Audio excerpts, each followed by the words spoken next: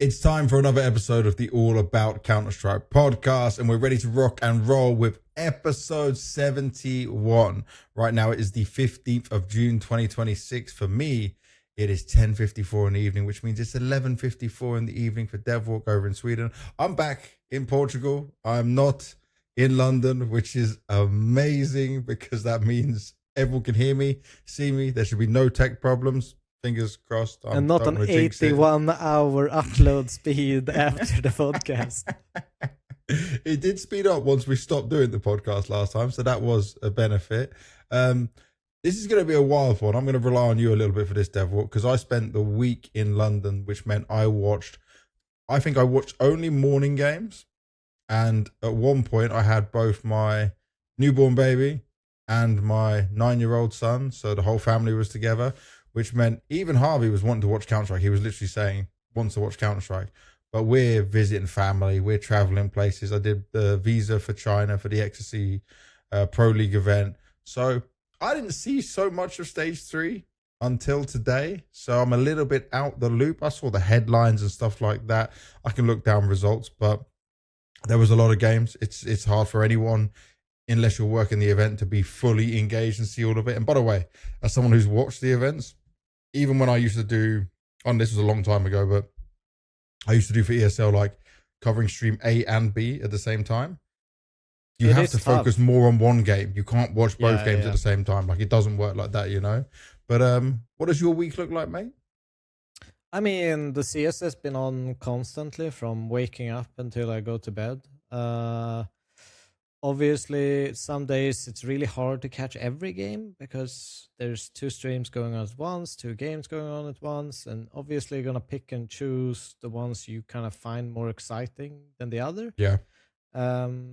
So some of the teams I actually didn't even get to watch just because of my picking and choosing. I didn't see anything of Parivision because, I mean, we both kind of predicted them to be, you know, I mean, obviously on the losers game, I'm picking FUT every day of the week. That's the more interesting game. So, yeah, I didn't get to see them, but I've watched a lot of it. But if I kind of try to reminisce and look back, I don't know if I even remember it because there's a lot of Counter-Strike in my head. So it's probably going to be a little bit more when we actually get to the teams, we start talking about them. Things gonna pop straight back into my mind, so we'll take it from there. But it's been a good weekend week of CS and World Cup football. Oh yes, Sweden got a win, right? So you're happy? Yes, won 5-1 against Tunisia, and I expected us to do shit, so I'm really happy.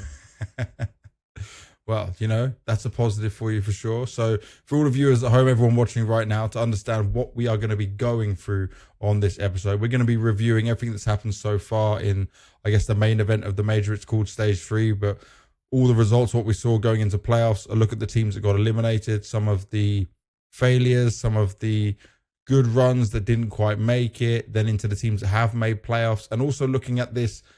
The only way I can talk about it is the Scuffed playoff bracket, and how this works and how things can get messed up and how what looks like a beautiful playoff bracket becomes something where you go, ew, what is that? This is going to make things very awkward. Like, there's all this to look at for it. But overall, Stage 3 had a crowd, which was great. It was a small crowd. It was a personal crowd. I do love seeing that for majors. I always said, like, when we did, I think what was the last one was Shanghai had a crowd. No, Shanghai had a crowd every single time. Budapest we did as well for stage. Do you know what? I even forgot there was a crowd for Stage 1. It's all because it was small and then it got bigger. I like the way the ESL did it. That for the first 2 we didn't have it so much. Obviously with Stage 3 also having best of 3s the whole time as well. We got extended amount of days of play, but we saw some very passionate fans. We saw some great moments in there. So let's just start going down from the beginning of our teams that got eliminated. And as you started with talking about them, let's do the fact that we didn't see much of Parivision, and rightly so. The thing I'm looking at is the reason so many people had Parivision down and out is because we know they're about to make changes, right? It's no secret. Dastan has been very clear. And then he goes on HLTV, does an interview with them and says, oh, I'm going to be like maybe less harsh on the players, and try a different approach with it. Well, guess what? When 3 out of 5 members of your team expect to be kicked, like they're expecting that one of them could be going, maybe more, and their position isn't safe, the pressure's at its maximum, especially at a major. They're also no longer like the underdogs in some way because they've had a better year, so people expect them to have done better. They're starting in stage 3, and they got beaten by 9Z, Monte, and Legacy. They didn't play a single top-tier opponent. Like, if we're talking about the top 5 to top 8 teams in the world, they did not play against them. They struggled in all games, right? And the one I did see when I look at the Legacy one is what stood out to me in that is you managed to go to overtime in both games. That is normally Parivision's wheelhouse. That's where you say, Parivision, that is where you win. This is what you love. And Legacy beat him out on that. Now, Legacy's pretty clutch. We know that from their games, right? They can pull it across. But I mean, it's probably the biggest stylistic difference you can have of two teams. Yeah. Legacy and Parivision. Duking it out.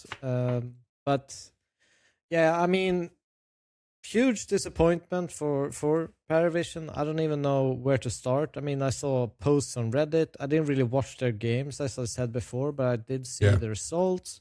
Saw posts on Reddit, people talking about the vibes being really, really bad. Dustin looking at players like he wants to murder them in their sleep. It just looked awful from an outside perspective as well. So, I mean, it's as you mentioned, you want this team to be clutch in overtimes. That's when James and does his best work. But it's clear that something is hanging over these players because I don't know if it is that they can't handle the pressure of being more of a favorite this time. The bad results, are they so terrible? Because I think a lot of people actually, you look at the Parivision run that they had, and they definitely went from, being like a top 35 team in the world into all of a sudden a top 4 team in the world for a couple of events. So they overperformed massively, and they shot up the expectations on them to a ridiculous level. I mean, I was high on Parivision for a time, and it's obvious that they couldn't cope with that. Though, that to say, I still think, maybe it was a bit of a curse for them to go into stage 3. Because last 100%. Time we saw them, they leveled up through the stages. They got better and better, gained confidence. Every game was a win for them. Didn't matter the opponent. Felt like they were celebrating. This time around, it was just felt like every single round was a failure for them. And you said it, Ryan, like, the more pressure on them now, not being the underdogs going into things, right? I'm like, how much I love Dastan. I'll praise him and just his coaching style of especially doing it with CIS players. But I just feel like with so much uncertainty in the team and that pressure within the team, just in your bubble, knowing that someone is going to be kicked anyway, probably regardless, unless you won the major. Yeah. Like, not many people can handle that. And they're all so young as well. I feel like when I now look at the whole season of Parivision, because I was like you, right, off the back of that win, playing some interesting CS, bringing back James' style, but also playing a bit faster, and they can be reactive at times to change up the rounds. I would say that Blast Bounty was a curse because obviously it's not an important event for the biggest teams in the world who go there. Yeah, you want to start off with a win there. Sure, it'd be another trophy, but it's not like a goal. It's the warm-up event coming straight off the player break where we know those guys are the type of players and team that would have been grinding more, putting more time in. And then what ended up happening was they win that event, expectations change, everyone's looking at them, they think, okay, maybe this could be a legit team. They held their own, they dropped off straight after Bounty, then they came back up. But I don't think the players were able to develop consistently and also adjust to that lifestyle of all these tier 1 events, all this changing things, because it was only James and Zwei as well as Dastan that had done it. And this is it wasn't like you had a few players that were more experienced to help out with this. This was like majority of the team learning their way to handle any of this, you know? Yeah, but it's also the fact, when you play Counter-Strike and what really makes an elite player compared to a good player or a great player, whatever you want to call it, is the fact that you can adapt to different situations. You can kind of, understand that people are going to counter you. So you switch things up and make yourself comfortable anyways. I think when you're such a young team, you get all these eyes on you. It's really easy to kind of get lost within people starting to anti-strat you. Take overpass as an example. If you're the B anchor on overpass, you're playing barrels and you get naded every round you're on barrels. You get naded every round you play close wood or pillar. Like, you start to feel uncomfortable. And the great players, they find ways to be impactful even though these things are happening to you. They find, new setups, they talk through it, so they put themselves in comfortable positions anyways. Even though they know there's going to be, an amount of pressure, but maybe, this Parivision wasn't really, they're not used to that because they are so young. They're not used to being looked at, not used to being figured out playstyle-wise. And then when you are this young team and you start to make a lot of changes to your own gameplay because of, they countered me last time, I think you get confused in this whole ideal. While good players, they find stability no matter what. And, Parivision failed this time. And, it didn't look well or good. And also after the major, and once I've had some time, because I've been told a few names that they might be looking at, but I don't have any concrete information that I would say I'm going to put out there just yet.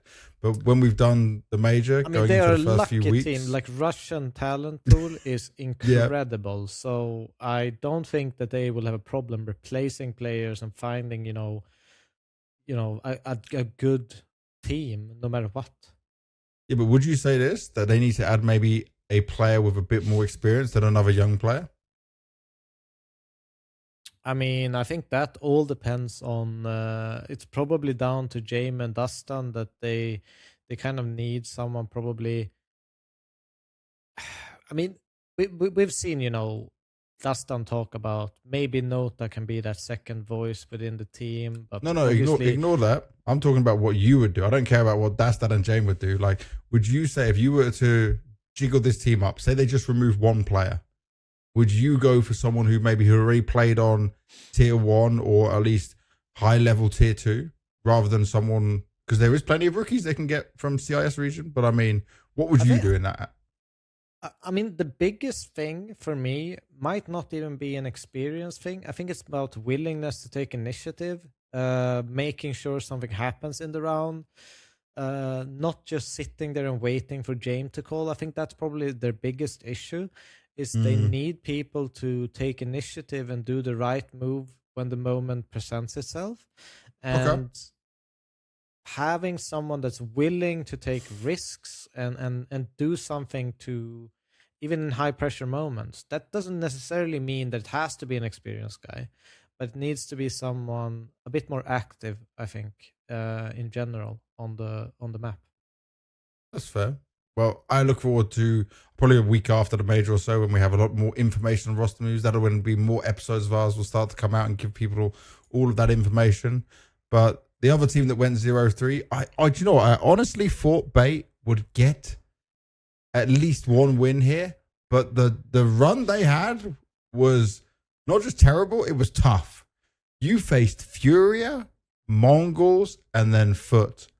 Like, all top 10 teams, all capable of doing damage, all with tons of experience.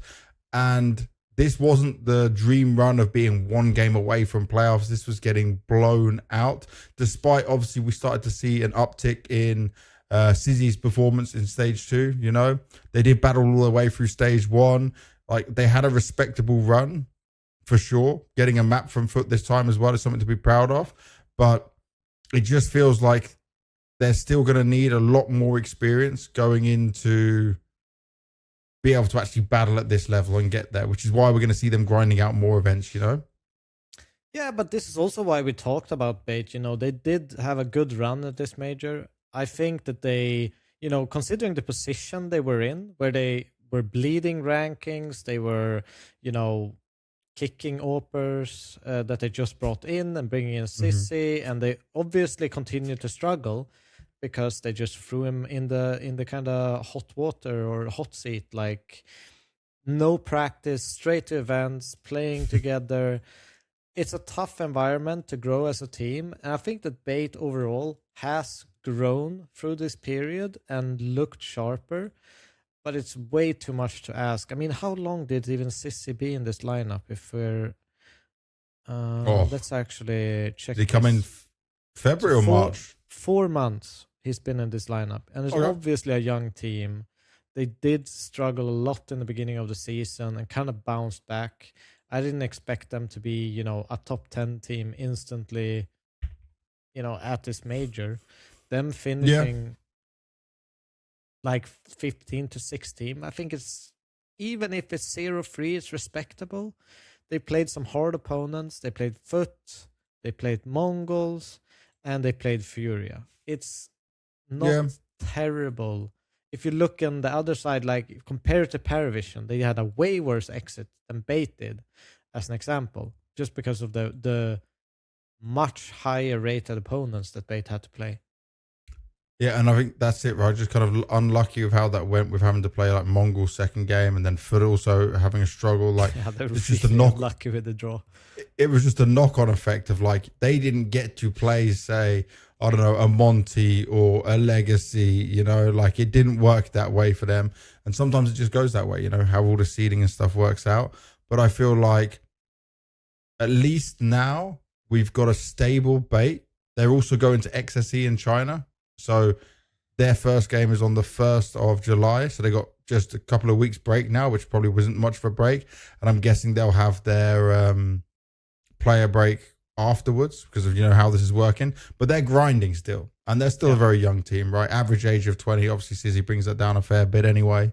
But that's how they like it. They want to grind. Yeah, they're actually at their best when they're warmed up and playing a lot of games. So we learned that from them end of last year. And I think it's sad to go 0-3. I thought they were going to get a game, but it is just one of those things with these guys. He's pretty stacked stage 3. Yeah. Very stacked. They just didn't get any of the easy ones, or no luck went their way with it. Yeah. So Monte next. Obviously, I think Monte performs better than I expected, and they showed us that this team's got some legs on it. But will their team get picked apart? Will a bigger name team come for someone like Gizmy, who's being spoken about so highly, Could that work out for them in the future? Azuwu, they said about him working with Kakafu, and bringing his individual level back up. Well, he hit a level that we never thought was possible. Like, that had never been seen from him, And he even, I'm not going to say a 0.99 rating is good, but if you look at the teams they're facing, like, that is very respectable, That is very respectable considering what you had to go through. I think Monte, they played good. They probably could have won against Falcons, could probably won against Mongols. There's a lot of teams they played close with, and you have to respect it. I think the last time we saw them kind of play these top tier teams, they got absolutely trashed. And them now playing close series against, Mongols, Falcons, I think it showcases the growth in them as a team, that they are ready to take the next step in their kind of CS journey. They're not just going to be like a placeholder team in an event and not be able to eke out, an upset win or two. So, you can only commend what Monte has done. And for the fact of like them, I think the biggest worry is probably Gizmy in terms of like if someone wants to take this Monte apart. And I don't think this Monte works without him. Unfortunately, I don't think you can just swap in any in-game leader into this team and all of a sudden, because it's not that stacked of a team if you look individually wise. I think they are playing way beyond what's on the paper in terms of individuals. That's what makes this team exciting. They're playing good Counter-Strike. They play consistent Counter-Strike, and what they've done with the calling and how they approach the game is it's great to see. So, but Gizmi could definitely be maybe looking at. I did see, by the way, ESL put down the sign of Gizmi being the highest, like placement UK IGL at a major, and that's just plain wrong. They did that. What do you mean they put that out? They put it under, like, in the, I think it was exit interview or something. Highest. It can't be possible UK though, IGL. because Thomas Messi led is. Fnatic, no? And Thomas and Messi. And Thomas, yeah. So where did Thomas went? Top 4 or top 8? Semi, yeah. So that would make Thomas. So. That would make Thomas, because Messi only went top 8. Yeah, I don't know, but it was there during the broadcast, like like a little. Yeah, the facts they put at the bottom. Yeah, I know what you're talking about. I didn't see that one, but yeah, that's straight wrong. That's plain wrong. He might be in the future, but it's not now. But also, like, whoever wrote that, just disrespecting UK players straight out the gate, just forgetting things. It's pretty recent as well. It's not like you have to look back like 13 years or something. I guess it's probably because, like, well, for example, the Thomas one, right? Maybe they would have thought of him as an IGL, but maybe they even forgot that Messi was an IGL at one point, like all these things, because we spoke about it on the podcast. Thomas was definitely not an IGL in the beginning of his career. Let's put it that way. Yeah. So, but I mean, it was very well known he was the IGL afterwards, so the Messi one could catch someone off guard, I guess, but... but either way, I think Monte did way more than they could have ever asked for in this major. Mm-hmm. They are... one of the biggest kind of pluses. I was very negative on Monte every single stage. I thought they would go 0-3, 0-3, 0-3 every single time, and they proved me wrong. They fucked my pick'ems, and all the credit to them. They did me over in stage 1. No, stage 2. Sorry, they weren't in stage 1. They did me wrong in stage 2. Yeah, that's for sure. They're another team competing at XSE as well, so they're going to have the shorter player break. Imagine if they had made playoffs, for example, there's a crazier one. But for them, if they don't hold on to Gizmi, and then they have to enter exit, like that's going to be a problem. So I guess in their minds right now, they're thinking, we're staying with this lineup, no offers have come, everything's good. But if we get a crazy roster mania, then all things could change. Everything could get very wild. But I think I've warmed up to Monte. I think they get more out of the players they have. That's the most 100%. That's the most important thing. And if that's just down to Gizmi, or obviously the coach as well, gets a lot of credit as well, because like the players always hype up Gizmi, and we're looking at it right. We're looking at the way they play CS, but also Kakafu is super experienced, so he deserves some credit for all of that as well. Next team, Mouz. You were right. You were definitely right. They had a tough set of games for sure outside of the first one. I will say I was right, but not exactly in the way that I thought. Because if I look through Mouz's games, and I mean, I watched the Mouz FUT game, I watched the Mouz Vitality game, I watched the Mouz FURIA game. They played great in all those 3 series. It was not... With Xerxon calling.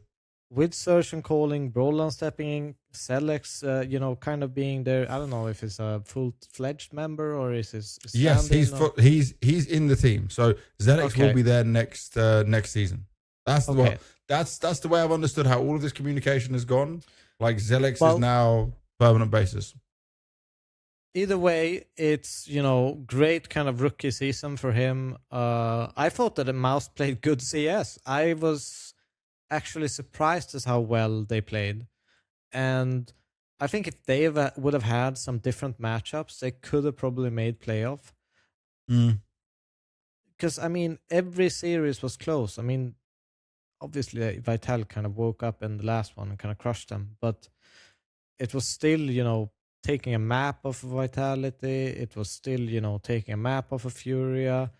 But being in this stand-in situation, it's just too tough when you get into the kind of nitty gritty of the game, when you have to throw out your tactics book and actually play on synergy and syncing up in rounds, and you're on and off. Even if sometimes players go on player break for 2-3 weeks. Yep. And when they get back, they've lost 90% of all the synergy they had. And it takes some time to get that back into play again. And I think Mouz were kind of in that situation because they've swapped in and out people. That even though they've played together for a long time, there's still a lack of that little extra edge that you need to make it through a stage 3 of the major. But overall, I think they played well considering the circumstances. I kind of look at it, and I'm a big fan of JL. He's my boy. But it would have been better if they did CAC and Astana, not with JL and with Brollan, to give them a better chance at this major, because you want to bring Zelix into it, right? You want to have Xertion calling so he gets a bit of a run up into it. I understood all of that. But having it with 2 players and 1 player out for 2 events and then only coming back for the major, because obviously JL can't play there. He's on loan for NaVi and how it all works out. But it just felt a little bit wrong that Brollan comes back for the major. He's kind of out of sync with it. He hasn't even been under Xertion while he's been calling and then has to fit into it. Like you said, they can get a map from FURIA, a map from Vitality, a map from FUT. It's fine, but it just felt like all this did was give Xertion a bit more experience and Zelix some more experience because everyone else knows what they're doing, And now it's all about just, are they going with JL for next season? Or are they looking at another option? Because Mouz, remember, they were supposed to be coming to XSE, and then they dropped out of XSE.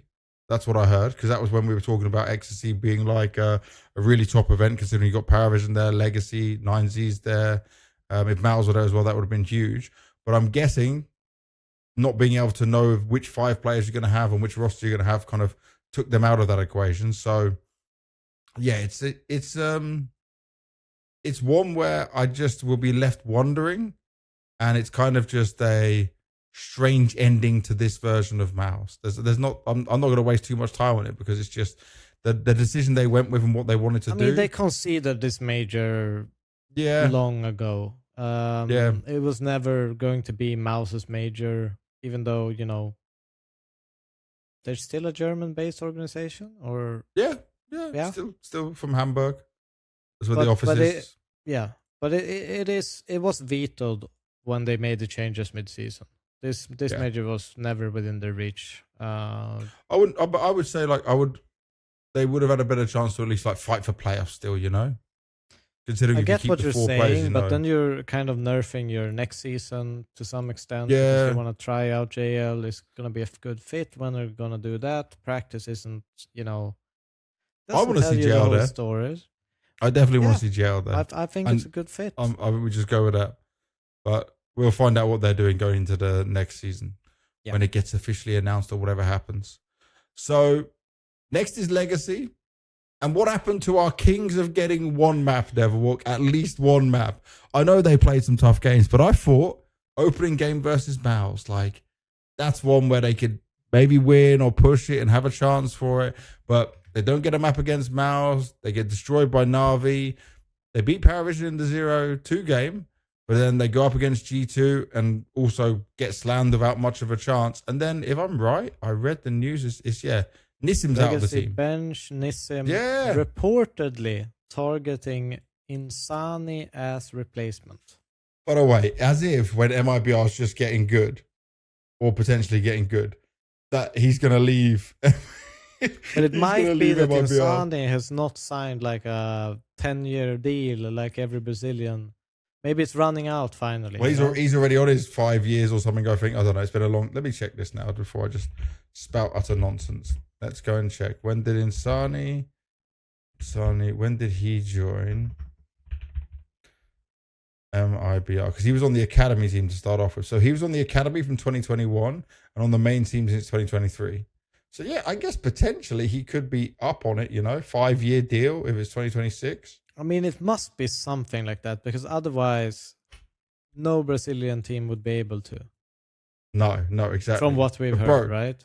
Insani to Legacy. By the way, a Legacy are 6th in the VRS right now. Obviously, they'll drop down a bit from when other teams shift up a bit more after the major ends, but they're in a pretty good spot. And so, yeah, they're going to be down a player. They're going to be trying to get Insani, but also they were involved in some controversy. And you know, it's not even controversy, but is this the first time a coach has been banned for rules breach? Is this the first time it's actually been upheld and happened? I mean, I've been warned. Yeah, people have been warned, but no one's been stopped from coaching, have they? This is the first one. I'm thinking if there was one other time, but I don't know. I'm thinking back to Antwerp. It might slip my mind, but I'll read it. When you're looking, I'll read it out. So it said, IEM Cologne Major 2026 update. Very, very official. Competitive ruling. ADR Legacy. Bro, this is written. But the way he did it is just the best part. It says, after reviewing repeated violations of the major rule set, the decision has been made that ADR will no longer be permitted to coach the team for the remainder of the event's matches. ADR received multiple warnings for interacting with legacy players during rounds, with the most recent incident involving the use of hand signals to confirm a strategy during a match. Now, that is some bullshit, right? We agree with that. I've done that in the past, by the way. Right, when the rule set was in or when the rule set was out? So when I did it, I can't remember. I think it was like a DreamHack event, like 2018-19 in God's. Then rules didn't exist back then. Yeah, that's so okay. I actually asked the admin beforehand, and I think it was Messioso who was adminning the game, and I asked him if this would be allowed. You know, and there was nothing against it in the rule book back then, so I did use it. But so I think wait, is it like sign language? So what I think I did some crazy hand signals. I'll show you one. It was. Why do you remember this? Okay, rubbed your legs. Basically, I grab under my scrotum, like big balls, you know, like holding my arms wide. Which would obviously mean that we have to be more aggressive. I also had like, if I wanted to shift around the tempo of a round, I just tap my wrist. And we had all of these, like, I had made up so many different hand signals on the fly. It's legit smart. I get it. But this major rule set has been in for a long time this not celebrating. I think this hasn't been, even during the tournament I did, they banned it during the tournament. Oh, okay. So they told me that I can't no longer do it. You have been involved in some nefarious crimes. It's not nefarious. I asked the admin. I just thought, okay, why not? I wanted to win some Counter-Strike game. Wait, imagine if you are a coach, yeah? So you're a deaf coach and you have to communicate in hand signs. Imagine how hard that would be. Bro, what is this fantasy you're having? I'm just saying, like... Maybe coaching, head coaching isn't for you. So good. Yeah, true. Hey, there's definitely people who have beaten all these things though. I've watched that guy who can play Counter-Strike with just his mind. Yeah, he uses that fucking Neuralink thing. It's all possible. I mean, back to this. I do think, you know, first of all, the rule book for coaches in the major is inhumane. I think, and not the same as the rest of the events. It is inhumane. You're legitimately, like, imagine you are, like, just do a challenge. Just watch your fucking hardcore sports team and not move a NaVi. fucking inch whenever something happens. Yeah. It is impossible. I swear to God, when you're sitting behind your team and you win a round and you can just sit like a fucking stone, like statue, like your whole body inside it feels like it's fucking popping, like it's burning, because you have so much emotion and so much fucking adrenaline that pumps into your body, and you're not allowed to move. You're not allowed to, even players, they can't even look back at you, right? Any eye contact is a violation, by the way. When the game is live, any eye contact is violation. So you cannot do anything. So they can't look back at you. No, you can't look at them. You have to look away if they look at you. Just do this. Just be like. Yeah, but there's so many, like, it's so inhumane to not be able to express your emotions. Like, I honestly believe that it is like, it's like dangerous for your body because it feels so fucking weird. It feels like you have so much adrenaline, you want to let it out by doing something, even if it's just a fucking fist bump in the air. Just getting it out there somehow. Did you see, there's a picture on Twitter that someone put up, it was during one of the Falcons games, and Zonic has his back turned to the players because he can't do it. And he's obviously someone who's very animated, you know. We've even seen in more recent times of recent Blast and ESL events, Blade has been like, you know, getting more animated, doing stuff which he would never normally do. And then you go into the major, the most stressful, most important event, and you're like, you can't, you're like it's. I don't know how to explain it because it's. No, but so I hard. get you because, for example, if you're going to tell me to just like, I'll sit in the green room and I'll watch the games, yeah, and you, like so Wonderful pulled off that 1v4. Yeah, but like Wonderful pulled off that 1v4. My natural reaction was I was holding my son at the time and I shouted and I'm like, oh, I'm sorry, little man. Like, you know, it's a natural reaction from watching a game. Yeah, and like, and imagine you're the coach of that team. Back, it's so unnatural. It feels terrible. Like it. But I can't explain it. Obviously this has been discussed many times, right? But why could you not just cheer like nice or good, you know, or like so just have that reaction? That's where the coding comes in, like that obviously everyone speaks different languages and all of that, and but if they're just cheering, like you can't be like code, but it could be code like nice means let's go A next round, or I say come on boys and it's go B, you know. That's their argument, that you can do it that way. And I get that to some degree, but like... Okay, but look at football, look at basketball, they're like clapping on their players right from the sidelines, they're shouting at them mid-game and stuff. I think it's a six-man esports. It's a six-man, even seven at times, team, and by the way, I feel bad for miserable person sit in the corner while everything, like the amount of motion that's running through your body, completely unnatural. It fucks your brain. Probably why I have gray hair on my sides. I'll credit it to that. I feel bad for him because it's his first major as well. Yeah. And this is what you're going to be known for. And also the team's falling apart at the same time. You have to get a new player anyway. So I'd love if they got Insani. I feel like Legacy is an exciting team. They're going to have lots of invites for next season as well. So let's see what happens to them. Let's wish them the best of luck going forward. Next is one of my favorites, MongolZ.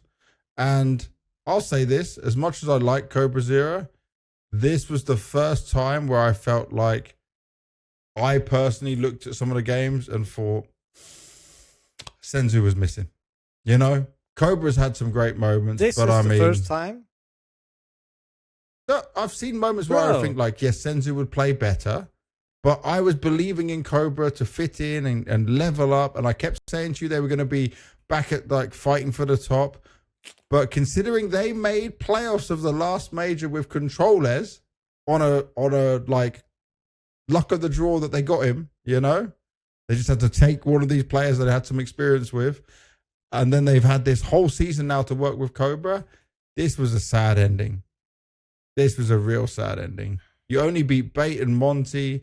The 9Z game today, there was moments where like they just looked like they didn't have any life in them. you know? Like, they should have at least had a map against 9Z with their experience, with the pressure that's on 9Z's shoulders. I know it's not in an arena, right? But I mean, there was a significant advantage, maybe not in skill, but in experience and understanding of this situation, where Mongol should have had more fight in that 9Z game, because they even on Overpass started off with a 7-5 seed. Actually, they started off it was starting off really good on the Overpass. Like, Overpass was really bad at the beginning, and I thought, okay, that's game over. And then Mongols just claw some rounds back, but then T-side was non-existent, and I'm thinking, oof, you know, that's not the Mongols I know. Mongols are the team that they gain some momentum, they come in sharp, they can fire off against it, you know, and they weren't able to overpower a team like 9Z. 9Z hit a lot harder. Also, I would say this, 9Z looked like they wanted it more. But we'll come on to 9Z later, obviously. I mean, this was tough. This was tough. It was kind of where I expected Mongols to be. I know I put them on the pick'ems, but I do regret it. I even said you can't regret it now.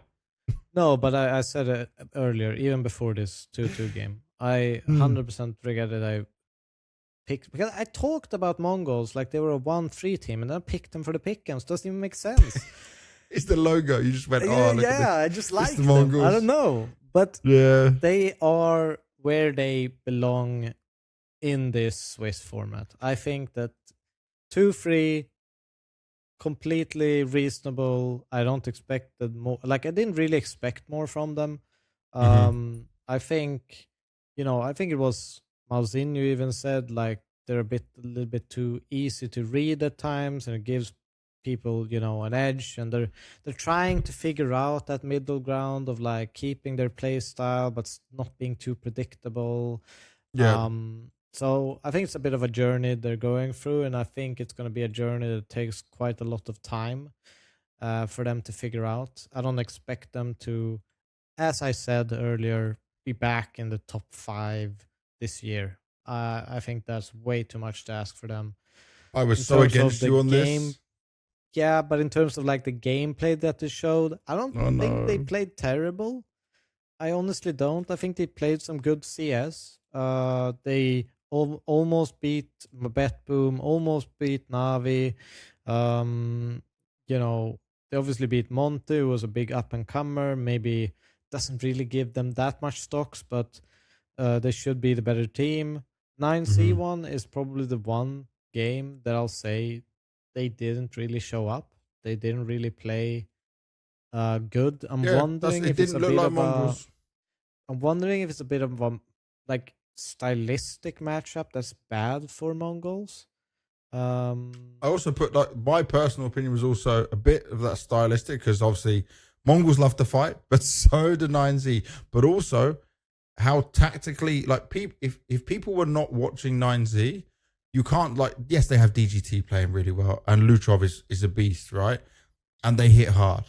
But Max will just make some change-ups and some calls, and all players are believing in them and going for it. And so I felt like that gave them the extra edge. Imagine, like, you can play the exact head-to-head style into Mongols, but then you can also read the game better. Like, anyone who just thinks that 9Z is not, like, just a firepower team and not so tactical wasn't watching the game, because but people were saying that. People were like, oh, that they don't have like this crazy tactical depth. It's just a South American like shooting team. I'm like, nah. Max has done solid work, and obviously Bit has crafted that game with that experience. He's done it for so long. But sorry, we are talking about Mongols. I've thrown us off on this.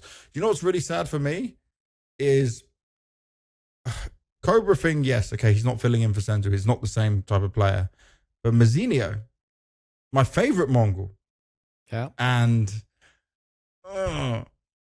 bro, it's he was the only one showing up on the last game. Yeah, but that last game doesn't matter, because the rest of it was not up to, like, Mazzinho was headshot machine, baby-faced assassin, the killer. Yeah. And he can be so sharp, but some games he's just not where he needs to be, or not coming into it. And he spoke to me on interviews, I think maybe if I'm remembering this correctly, maybe a year ago, he was saying like he has some of these mental drop-offs where he needs some more confidence in his own game. But I thought he was past that. This major, I started to think, maybe he's not past it. Maybe something. And by the way, they've got the performance coach now. They've got the chef. They've got all the things they want. They got the Mongolian food. Yeah, bro, they've been given everything they want to be at their best. We've spoke about it on this podcast. What happened in Astana, them getting more from the organization. I'll throw this out there. No information at all, but I could see, because Maro is so cutthroat, that maybe if Blitz isn't as hungry anymore, or maybe he doesn't want to be it, maybe he moves to the side, Techno goes to IGL, or they try and bring something else in, because didn't Score get benched from is it the Huns? I wasn't following. Could be. But I'm predicting a change from the Huns. So obviously I'm they're predicting old a again, change. right? Bro, you're testing my knowledge on Was he in IHC? IHC times? Can't tell you if he was IGL. This was back in 2023. Yeah, I don't know. Maybe he was. But he's open in the market. It just felt to me that something now has to change, you know? If they want to be this competitive team, they've brought in this extra support staff. I'm not sold on what we're seeing. Yes, I know you're right now. I know, I get it. I'm sorry. Maybe I'm just was blinded by my appreciation for what the Mongols have done. I just thought, after what we saw with controllers, how they could bring Cobra in, how good and hyped up Cobra was, that they would be able to... Oh, bro, actually, just this hit me. Maybe Cobra goes and Senzu just comes back because he's currently in limbo. Depending on whatever happened between him and what he did, imagine if they just bring back Senzu and just go back to winning ways. Yeah, that's it. That's all. They just bring the old band, get back together. I think it's like... I am disappointed. I'm just disappointed. We always use the phrase, it's easy to come to the top, but it's hard to stay there. Yeah. No, but they were consistent, mate. They were just constant playoffs and sometimes going semis, and then we saw them grand finals, and now it's rough. It's still 1 year of Counter-Strike for them, kind of. 1.5, maybe. Yeah, I'd say 1.5. 1.5 is fair. But it's the rest, they were not there. Yeah. Yeah. And the biggest piece to that puzzle, tossed to the side. In whatever reason, we still don't know why. We don't know what happened. We know it's probably some burnout, but then he got back into playing. And now we're uncertain about even that. And if he comes back, that's an even crazier thing. So, we'll wait and see. I don't know. I love the Mongols. I want them to play well, but they are not... Well, they're playing well, but they're not playing to a top 5 level. Yeah. Wow. Yeah. On to our next team, who's also a big favorite of mine, FUT. I love these guys. I absolutely love them. Like, bro, you took a map off Vitality. You took a map off G2 as well. You're 0-2 down. You're rookies of your first major after going 3-0 in stage 1. By the way, the rematch against G2, like, they probably felt like in their heads, oh, we've done this before, we can do it again. But it didn't live up to expectations. Then they go on this comeback. So they eliminate Bait. They eliminate Mouz. And it's one final chance to go for the 0-2 to 3-2, make playoffs of the first major for 4 players of the team. And dude, they didn't play like them. This BetBoom game was bad. It was really bad. And I think Krabeni said it, or maybe Lounge said it on interview. They said like, he said they in these situations, it was like the quote was like, one day we're playing like the default CS, the CS we know to play, and then other times we're completely off our game. But I'm gonna stick with this. This is my real opinion on these guys. They should not let any players go still. I know this is going to be disappointing. I know they're going to be upset. I know this is going to be crushing considering how well they've played. Like, if I just go down their year they've had, right? and the events they've had. Actually, I shouldn't do it by looking down Launx because he missed some events. But first year of Tier 1, yeah? Started at Krakow 2026, and were they in? They were in Blast, right? All matches. Yeah, they did Blast Bounty. They got 9th to 16th, but it's online. They then, stage 1, go 5th to 8th. Main event, Krakow, 9th to 12th. Cluj-Napoca, 9th to 11th. You thought they were going to make playoffs. They go 4th place, EPL finals. They're leveling up. They win PGL Bucharest, yeah? Then it's top 8 of Blast Rivals, but remember, there's only 8 teams there, so it's not impressive. And also, they didn't have Launx, so they just got eliminated. Atlanta was bad when Launx came back. It was a little bit of a worry. And then they go straight into the major. But they looked great in stage 2. I just really hope that FUT can hold these people together and they can continue to grow. Because I think they have all the pieces they need. People could talk maybe like Symmetry drops off, even though he was the MVP for them in Bucharest, and he's not so good against like the higher level teams. But something is special about these guys. I see it. I see it when they play. And I think they should at least give it the rest of the year. I think there are so many teams that want to pick off this team to improve their roster. Also, it benefits other organizations. I think NaVi could be a team. I think, FaZe could be a team. I think that Liquid could be a team. That definitely none of them should go to Liquid. None of them should go to Liquid. Don't say that. I'm not saying they should. I'm just saying this team is a solution for a lot of these struggling teams.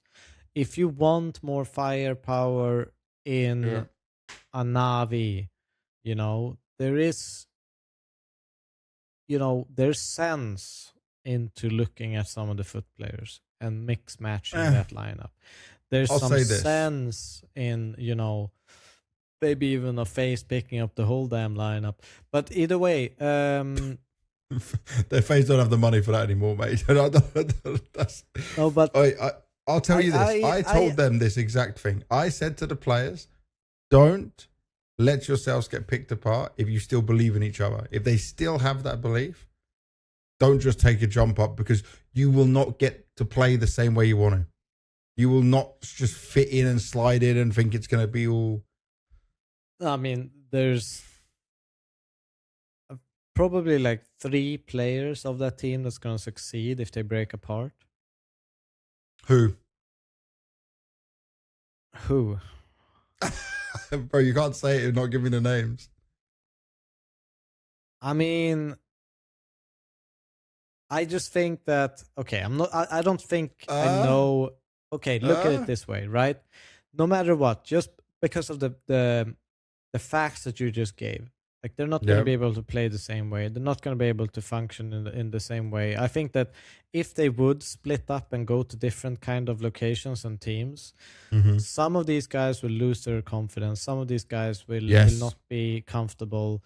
Some of these guys are going to evolve and get better and all of this. But who that is, I don't know beforehand, but I could definitely see, like Jugs or Krabeni maybe taking over the reins of some other team, or like that could elevate their game. But I honestly, I don't know who it will be, but I can definitely see most teams that get to this level, there's going to be 1 or 2 that falls off, and there's going to be 3 usually that goes to the next level. You're doing it by logic, and I understand that. But I just really see this as like a team that could grind forward together. I agree with you. I just don't see it as a feasible play in the market. I think that there's too many top teams that want changes now. And they are the tastiest meal in the menu. Definitely. But FUT is obviously, like, it's from a football team, right, in Turkey, if I'm right. You know football better than me. Yeah? Surely they have the money to hold on to it. Surely they can just... I mean, a football just team... Just at least for the rest of the year. And an esports department of a football team might be 2 different things. Yeah, but I mean, just say, let's hold off from making any of these. I'm living in the dream world. All right. Let's look at FUT's run. Yeah. Up until the BetBoom game, it was very legit. It was something to look at many positives about. I mean, the 0-2 is like, it's unlucky, but it's all... Well, it's you, because they've shown they can beat G2. Yeah. And they had a chance to do it again. This time, as they were previously the winners. You always speak about this, right? The losers obviously benefit a bit more from that. But then they beat Bait, then they beat Mouz, and it's just the BetBoom game leaves the sour taste in my mouth. It was not pretty. Boomich, by the way, just read them like a book. I'm not talking about just because he has great stats for that game. It was like this game could have been do whatever he wanted on Mirage. Yeah. Like it was domination. It was domination. And I mean, because of this game, Boomich ended on like a 1-0 rating or something this stage. Yeah. From having a 187 rated qualification game. Yeah. But he's played good, for the entire major. Considering he's an in-game leader, but he had some very, very important kills, but this was an absolute demolishment of it. It really was. And it was also a thing of like the nerves and the pressure. And where BetBoom have failed in the past, they've been through this themselves. Yeah. The whole team of these players outside of probably Dillades. And Boomich definitely understands how to captain this and go through this. Flams has had his heartache at majors before, when he was on Game Allegiance. So yeah, this is going to leave the sour taste in my mouth about FUT. But I still believe in this team. I still see a really positive future for them going into the rest of the year. Just hopefully they can stick it together. A team that I don't think is going to be able to stick it together after this is NaVi. Boy, I never had them as a team to be like winning the major straight off the bat, considering we saw the form of Spirit. But I definitely didn't have them not making playoffs. I think everyone believed in NaVi in current form of finally getting the win over Vitality would be making it to playoffs. And they got unlucky. They had to play Spirit in the first game, who has always been an uncomfortable matchup for them. Bro, they got absolutely shafted. They didn't stand a chance. But then they win against Legacy. They win against Mongols. The Falcons match started off really poorly. And they could have had it on that Anubis. It was definitely a chance, right? But it is Falcons. Anything can happen in these games. But the G2 one looked more one-sided today than anything else. Like, ignore the scorelines, guys. If you didn't watch this game, G2 played better Counter-Strike than NaVi pretty much the whole time. The whole series, they were better. They were way better. Just G2 was making some huge mistakes. Yeah, but we can look at, okay, NaVi, they won the first map narrowly after, a 1v4 clutch on 2 HP from Wonderful. Was amazing insane. Play, by the way, on that B-bomb site. Yep. And, they won one pistol this map, and obviously Wonderful's 1v4 is like why they won that map, why they came back to win that on the T side. Look at Inferno. They win both pistols. They only converted one, but semi-conversion on the first one because they won the round back afterwards. They had so many free rounds to close out this game. They obviously lost in overtime against G2. Third map, Mirage, converted both pistols. Lost the first gun round on their CT side though, but that's 5 rounds in MR12. Already having 5 rounds in the bank. Huge. Like, it's unbelievably tough to win a game like from this position for G2. Yeah. Unbelievably tough. They put themselves into so many, like they just because of the probably prep of how they play their pistols kind of brought them. That's why the game is close. Like, that's the only reason the game is close. It's clear that, even though I don't even know where to start. I mean, Sampaias had a great game. It was a battle of the anchors. Bit played a great game. Heavy God was incredible. Having an anchor on 63-44, and just look at the CT side, playing anchor roles like A Mirage, he plays B on Dust 2, right? Mm-hmm. He had 28 and 19 throughout the series in anchor roles on CT side, and his T side had 35-25. Like, he was incredible and unbelievably impactful. Heavy God, we had him on the podcast anyway. We were praising how well he plays. He can play all roles. He is a star player in anchor roles, but he is a star player if you put him in the star roles. Like, unbelievable impact. Do you want to hear the number difference? Heavy God, 1.33 rating. The next closest player to him is 0.99 Sampaias. Because, by the way, I think Sampaias played a great game as well. And I'm not looking at the game. I'm looking at all 13 maps. Yeah, but what's crazy here, people will look at this and say, oh, he just carried the whole team. Everyone on his team would have a different map. Like, Hunter had some great games. Matty's had some great games, Nerds, I wouldn't say this was great games, but had some moments in there. But it's like, this was an ultimate performance from Heavy God. The consistency, that dedication, like, it's mind-blowing. He ends this stage as right now, let me just check, I think it's fourth. Yeah, fourth highest rated player of stage 3 of the major right now. How many anchors? Shiro, Heavy God. How many anchors is on that list? Yeah. No, none of them in the top 5.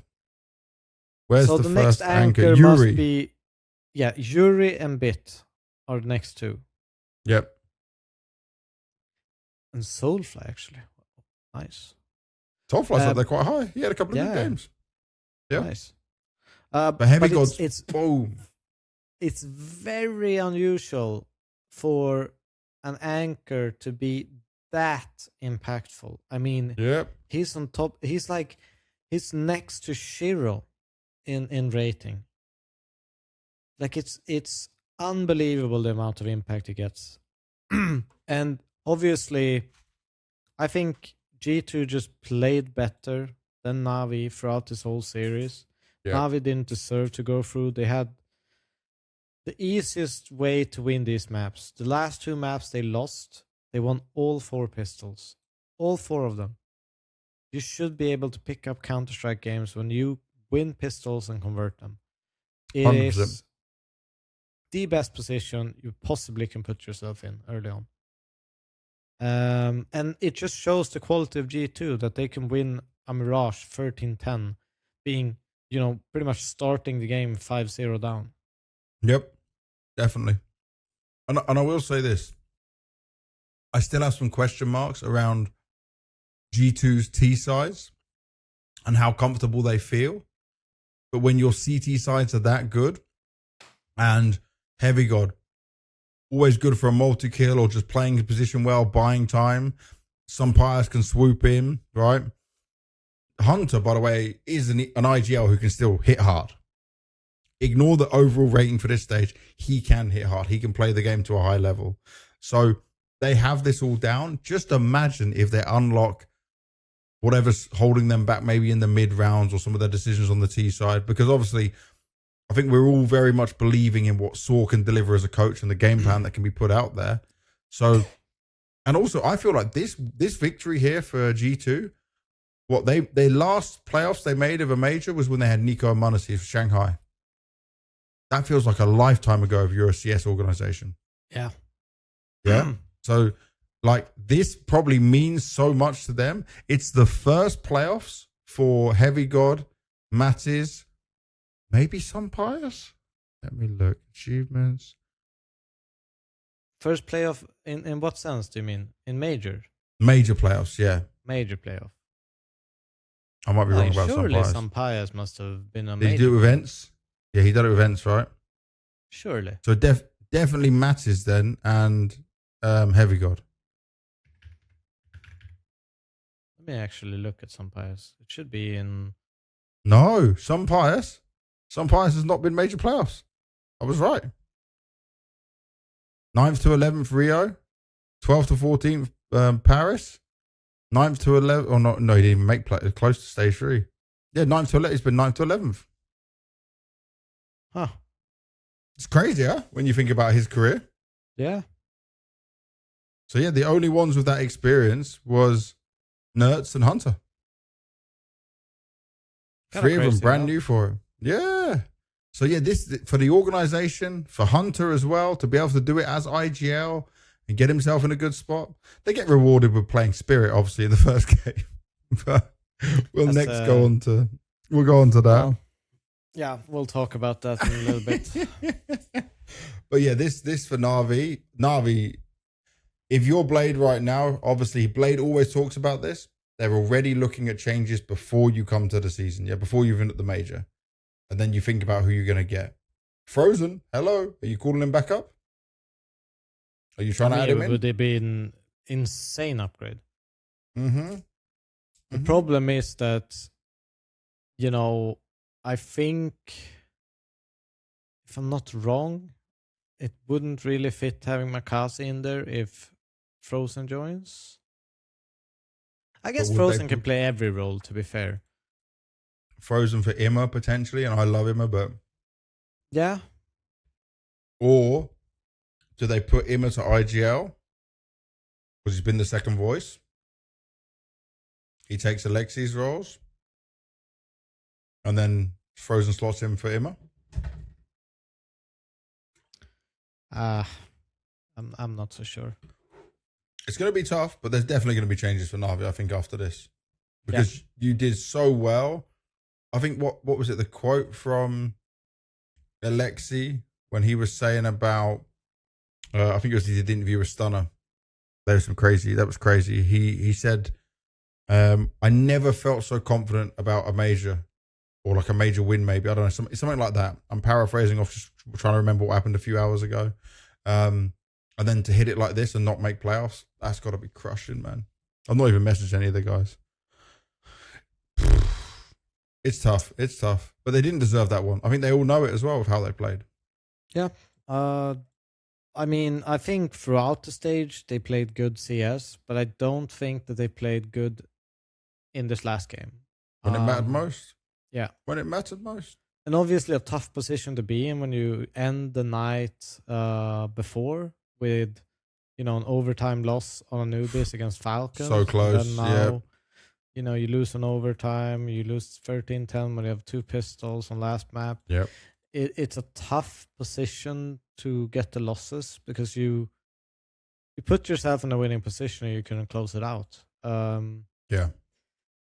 But G2 fairly deserved it. 100%. 100%.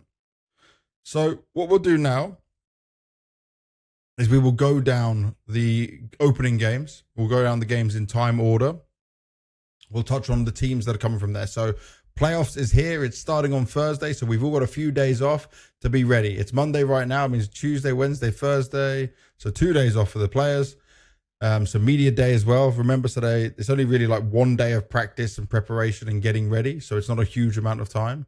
But it's still good. Obviously, we've had the extended major days of all the best of threes. Yep. So the first game, and we're going to give this for everyone who is looking at times and time zones. First game on Thursday is Aurora versus BetBoom. That starts at 3:45 CEST, 11:45 at night for Sydney, 9:45 at night for Beijing, 10:45 in the morning for Rio, 9:45 in the morning for New York, and 6:45 for LA. Looking at this game, Devilwalk, Aurora versus BetBoom. Actually, let's first of all, because this is why I need your big brain. This playoff bracket sucks. This is so scuffed. Like, this is not an enjoyable playoff bracket when I look at it. Because we have down in the bottom side of the bracket, G2, Spirit, Falcons, Vitality. And then at the top side of the bracket, we've got 9Z, FURIA, Aurora, and BetBoom.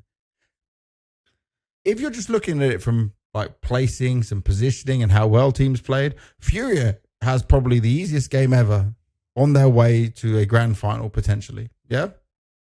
Where if you're Vitality, Falcons, Spirit, G2, you have the gauntlet of the best teams to face off against and some of the best players at playing Counter-Strike in the world right now. What the hell? We could see a BetBoom reaching a final throughout that bracket. But, I mean, in all seriousness, it is because of how the Swiss stage ended. They all get allocated a seed because of their performance, who they've placed up against, and you gather kind of points through the bookle system. Spirit, obviously, seed 1. They're facing off G2 at seed 8. Vitality at seed 4. They're playing seed 5, which is Falcons. But how did Vitality get seed 4? Can you explain that to me? Is that because they lost to 9Z? It's 100% because they lost to 9Z. Yeah. And then they went and what? They beat Mouz, and then they... So 9Z would have come in BetBoom as one of the lowest seeds into the Swiss stage. They lost to them and lost points in this bookles, so that Aurora passed them in the seed, right? So Aurora is seed 3. So if Vitality, for example, would have been a 3-1 team with seed 3, they would have been on the other side of the bracket instead of Aurora. So FURIA seed 2, playing up 9C seed 7. Aurora seed 3 versus BetBoom seed 6. So in terms of seeds, it makes sense. It's just the way that bookles kind of transfers. Obviously, if we would take VRS, for example, tournament perspective, if, you know, like back in the days, we just like, you're seed 1, you're seed 2. Like, we just threw out seeds the way we wanted it, not through some algorithm, right? So in this, it just became fucked because Vitality fucked up. That's why it's so fucked. But at least they didn't get fucked up in a best of 1. Like, this is a best of 3. They lost to 9Z, so it's a legit loss. Yeah. I mean, if we would have had best of 1s, the seeds would have been, they would have been crazy. I mean, we can even go through the list, right? We were so lucky in Budapest to have such a great would have beat BetBoom's. FUT would have beat Vitality if you look at just one map. But either way, that probably wouldn't have been the same map in a best of 1. Either way, this is why it is what it is. And this is why we get the one part of the bracket, which will be the winner of the major, and one part of the bracket, which will... They will produce a finalist, at least. They will produce, but it's harsh to say that about FURIA, because FURIA legit looks good. We'll talk about them also later. But I mean, like, I'm just looking back at Budapest, We had Spirit Falcons, Vitality Mongols, FURIA NaVi, Mouz FaZe. Nothing jumps off the page to me as like a crazy game there, you know? Like, that's all legit games. And it just continued on to that. That's a beautiful version. And then Cologne. Like I said I was saying it's going to be like the most viewed major. It's going to be so hype. All the amazing effort ESL's put in, the skits, the player profiles, you know. Production is probably sitting there at the end of the day crying. Why did we get these seedings? Oh, and obviously, like, we're saying it out as purists, right? This is nothing against the teams. The teams have played their games, and this is just how it's ended up. No, but someone just like in a fantasy world, you hate these guys. In a fantasy world, personally, BetBoom versus Vitality switch of the bracket would be my perfect bracket. Would be like spot on. Because then you got a Vitality like FURIA on one side and then a Spirit Falcons on the other. Yeah. You know? That would be my, like, the perfect bracket for me. Would it be stupid if I said, like, for playoffs, right, they just... Vitality should have lost to BetBoom. They should have been fucked up anymore. No, I mean, like, so say, for example, we get to playoffs and we just reseed based on VRS because you work so hard the whole year for the VRS. I know people are going to say no because teams fought for this 3-0 and this is obviously punishing them losing out a game. But I mean, this is, to some degree, I don't like that solution because it only punishes teams who are on their way upwards, and for them to get a good placing at like a playoff major. Okay, if I'm coming in and I'm fucking seed 8, okay, good luck. You're playing the best team in the world. Every game. Yeah. Every single time. And it's just like, how am I going to reach further than 8th place if I every fucking time get vitality in my quarter? Yeah. So in that sense, from a competition perspective, it's not fair to do it that way. From a broadcasting perspective, it is the perfect solution. True. Oh, so, man. I mean, you have to look at the competitive aspect. Yes. I think for me, it's more important than the broadcasting one. Exactly. And that's why we have these formats. This is why this is the way things work. And this is what we've got. So to come on to it, let's look at Aurora and BetBoom. Let's start with BetBoom because they went through 3-2 in the end.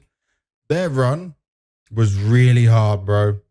Mongols, Falcons, FURIA, Vitality, and FUT. They beat Mongols. They beat Falcons, which was huge. They lose to FURIA. They lose to Vitality. There is no shame in that. Remember, they are playing with a stand-in, by the way. They are still playing with Flammers. Like, this is the situation they've been given. And then they go up against FUT and they look incredible still. They've come from stage 1 of the major, going 3-0, then going 3-1, and now they're in playoffs. Boomage continues to have legit runs. Like, this just reminds me of like Quantum Bellator Fire, whatever they were called. Do you remember that team? Yeah, I remember. Yeah, Quantum Bellator Fire. Yeah. Did he come from that kind team? Of a run. Yeah, he did. Yeah. Yeah. I mean, magic. Yeah, but I would say that this team is probably. I mean, they play better Counter-Strike, this team, than Quantum Bellator Fire. And, for sure. You know, I think this is it's obviously a team with a lot of talent. So a team that's been tested throughout the years. You know, they've had disappointments. Once they've had the chance, they've matured. And I think Boomage, you know, has grown into a very, very, you know, at least from an outside perspective, sympathetic leader. Is that the right word? Sympathetic leader, yeah. Yeah. And, you know, he seems so much more mature, well, you know, rounded in his thoughts, the way he speaks. He just exudes, you know, professionalism, exudes like experience when he speaks. And I think, you know, they have gone through the tests in the Swiss bracket that they probably have no shortage of belief that they can make the grand final. Looking at the brackets, they probably jumped around, started showing each other, started laughing as they looked at the bracket, because this could be one of the biggest fairy tale stories that we've ever seen in terms of making the grand finals. I know, you know, FaZe's run last time was crazy, to say the least. Down to that last milliseconds. But if I'm honest, if you put this BetBoom in the last final, I think BetBoom has a bigger opportunity to win it. They play better CS than FaZe did that major. This is more of a legit run. And it all depends on how they manage a big crowd, how they manage a big arena. And I think a lot of it sits on Boomage's shoulders, how well he can kind of get this team ready for that experience. Yeah. But they're an incredible team. They've showed that, you know, that no matter what, their system works, the way they play Counter-Strike works. No matter if you swap in a player or two, you know, the work that Fierce has done with this lineup also, you know, incredible, because it's transformed the team. Now, you know, I think a lot of people probably looked at this BetBoom and thought they played high-risk Counter-Strike going into this, but they don't really. They play very, very calibrated Counter-Strike. They play great Counter-Strike. Even and you know, going up against Aurora in the first game, it's a good matchup. Known to struggle in arenas, to gain some confidence, even if they struggle a bit themselves, get an experience where the other team is struggling as well, is probably the best opponent they could have possibly gone up against. But how many of the players of BetBoom have experience in big arenas? Obviously, they had the Atlanta run. Yeah, they got 4th place there. Like, I looked just down MongolZ's career. EPL didn't make it deep. Bounty Season 1 finals of Studio. You know, like, it's only... Zorti might have actually on Forza, right? But how deep did he ever go at any of those big events? Did he ever make a playoff? Probably. Let me look. I'm not sure. I mean, they were an exciting team. Sydney 5th to 6th, but that was 2023 BetBoom. So they have some one-offs. Yeah, they have a little bit. Flamus has got some good experience under his belt. Look, by the way, we should give Boomish some real credit here. I'm looking down his major attendances. 9 majors played. Quantum Bellator Fire, first major, quarterfinal. Legends with Win Strike, then drops down to Challengers. Then joins NaVi, goes quarterfinal again. Then goes champion of major, Stockholm. 2nd place, Antwerp. Quarterfinal with Cloud9. Into Challengers with Cloud9. Then Austin major, stage 2. But he did that from stage 1. I remember that Austin one because stage 1 was so good. We thought, Boomich is back. He's going to have a good run. And then they bombed out stage 2. It wasn't good.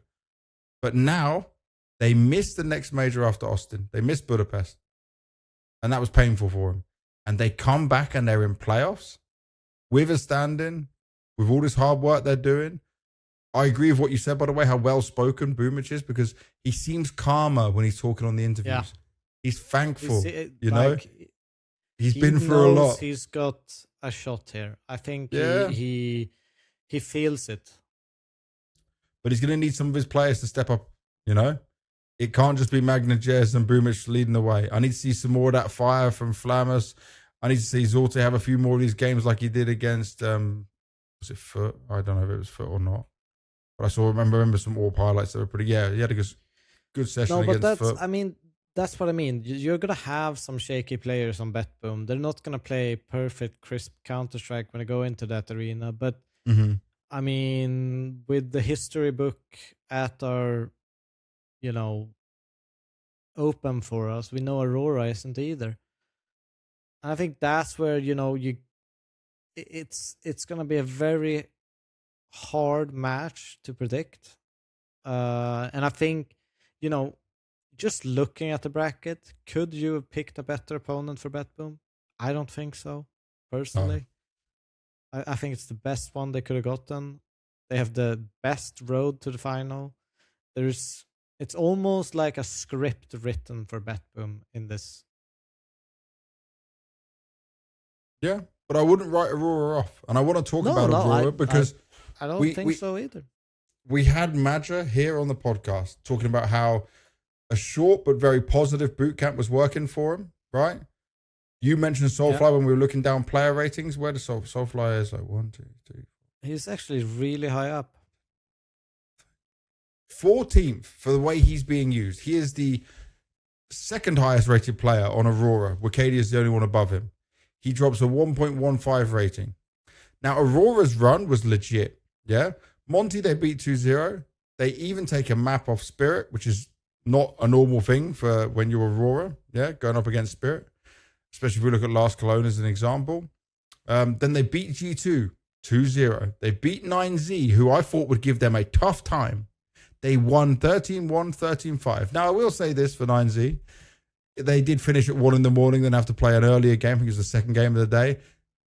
At least they didn't play the 1st game of the day, but I mean, it's a tough going. They were not ready for that, But Aurora looked like even better form of their previous selves all year in group stages. Like, this is a step up. I think this is the best Aurora we've seen. I mean, you can talk about when they won the trophy, but that was still a shaky Aurora. When they won, was it Bucharest? PGL. Yeah, and it was another Bucharest, and it was just about pulling Zontares out from his spiral of negativity and falling apart. And I think the biggest key to this Aurora is that it's not all about Santaris. It's not all about him carrying, because let's be honest, he didn't. He didn't for not harshly, like he didn't play well. Yep. But he was not the major factor of why Aurora are in the position they're in. Santaris had a 106 rating throughout this. It's decent, it's good enough, but probably way below par of what we expect from him. And they still pretty easily breezed through this Swiss stage, if we're honest. They dominated G2. They, played a really high competitive game against. They took a map against Spirits. Let's not overhype this, but they played really high level, consistent Counter-Strike, and it didn't look like any other teams than like a Vitality, Spirit, or like a Falcons could get close to them. They looked really, really sharp. So, the question is, as it always has been. The same old question is still there. Before you talk about that, you said about the Spirit game. I watched that one, and the thing I saw was they won Dust 2, and it was Anubis next. Did you not believe that Aurora was about to 2-0? Because I did. I thought we're on Anubis. It's happening. And remember, do you know what crept into my mind? I was like, Matt just said they focused to get on Anubis, like they tried to bring it back up, and then that they got absolutely dominated. And I was like, well, sometimes you win, sometimes you lose. Like they got cooked, man. They got cooked by everyone. They did, but it shafted is, after that. Even for Aurora, BetBoom might also be the best opponent they could have gotten in this playoff. Yeah, because of definitely now, Aurora can sit there and say, we are the more experienced outside of Boomish. Yeah? Yes. There is more pressure on Aurora in this game because you should be winning this game. Yeah? That's what we have to agree on. We've spoken about all the positive BetBoom, but like Aurora are massive favorites here. And Aurora are used to these stages, these lights. But Woxic and Zantaras, this is where you guys need to deliver. Because Soulfly's been great. Wacadia's consistent. But the team needs to get together, listen to what Magic's saying, and play the same way they were doing in group stages. This is the ultimate test. The same old. We've been over this a million times. Magic knows it's happening. You've got the psychologist now. I know she only started working with the guys in Astana, but it's a quick way to try and fix it. But if there's any place to do it, it's the Cologne Major. The Cologne Major can fix it for him. We talked about this with Major. The amount of Turkish people that exist in the country of Germany is unbelievable for anyone who hasn't been there. Like any fast food, you see feels like it's 50% at times when you walk around there. But it's going to be a fucking packed Turkish arena. A fucking Don't Google. Packed. Tell me, how much do you think people from Turkey lives in Germany? How many? Well, can I get the total population first? Go ahead, I don't know that one. Total population. Don't you Google. I'm not. No cheating. Hands off. We know you cheat. We've heard about this already this episode. Yeah. Germany's cheat. population is approximately... Shut up. Germany's population is approximately 83.6 million people. 83. I say that's a 20 mil Turkish. Way too many. It says, and then obviously this is just Google, but it says roughly 3 million people of Turkish origin live in Germany. But it is forming the largest Turkish community in Europe. Okay. I went way overboard. But it feels like it more. Wait, I lived in Berlin and I lived in the Turkish district.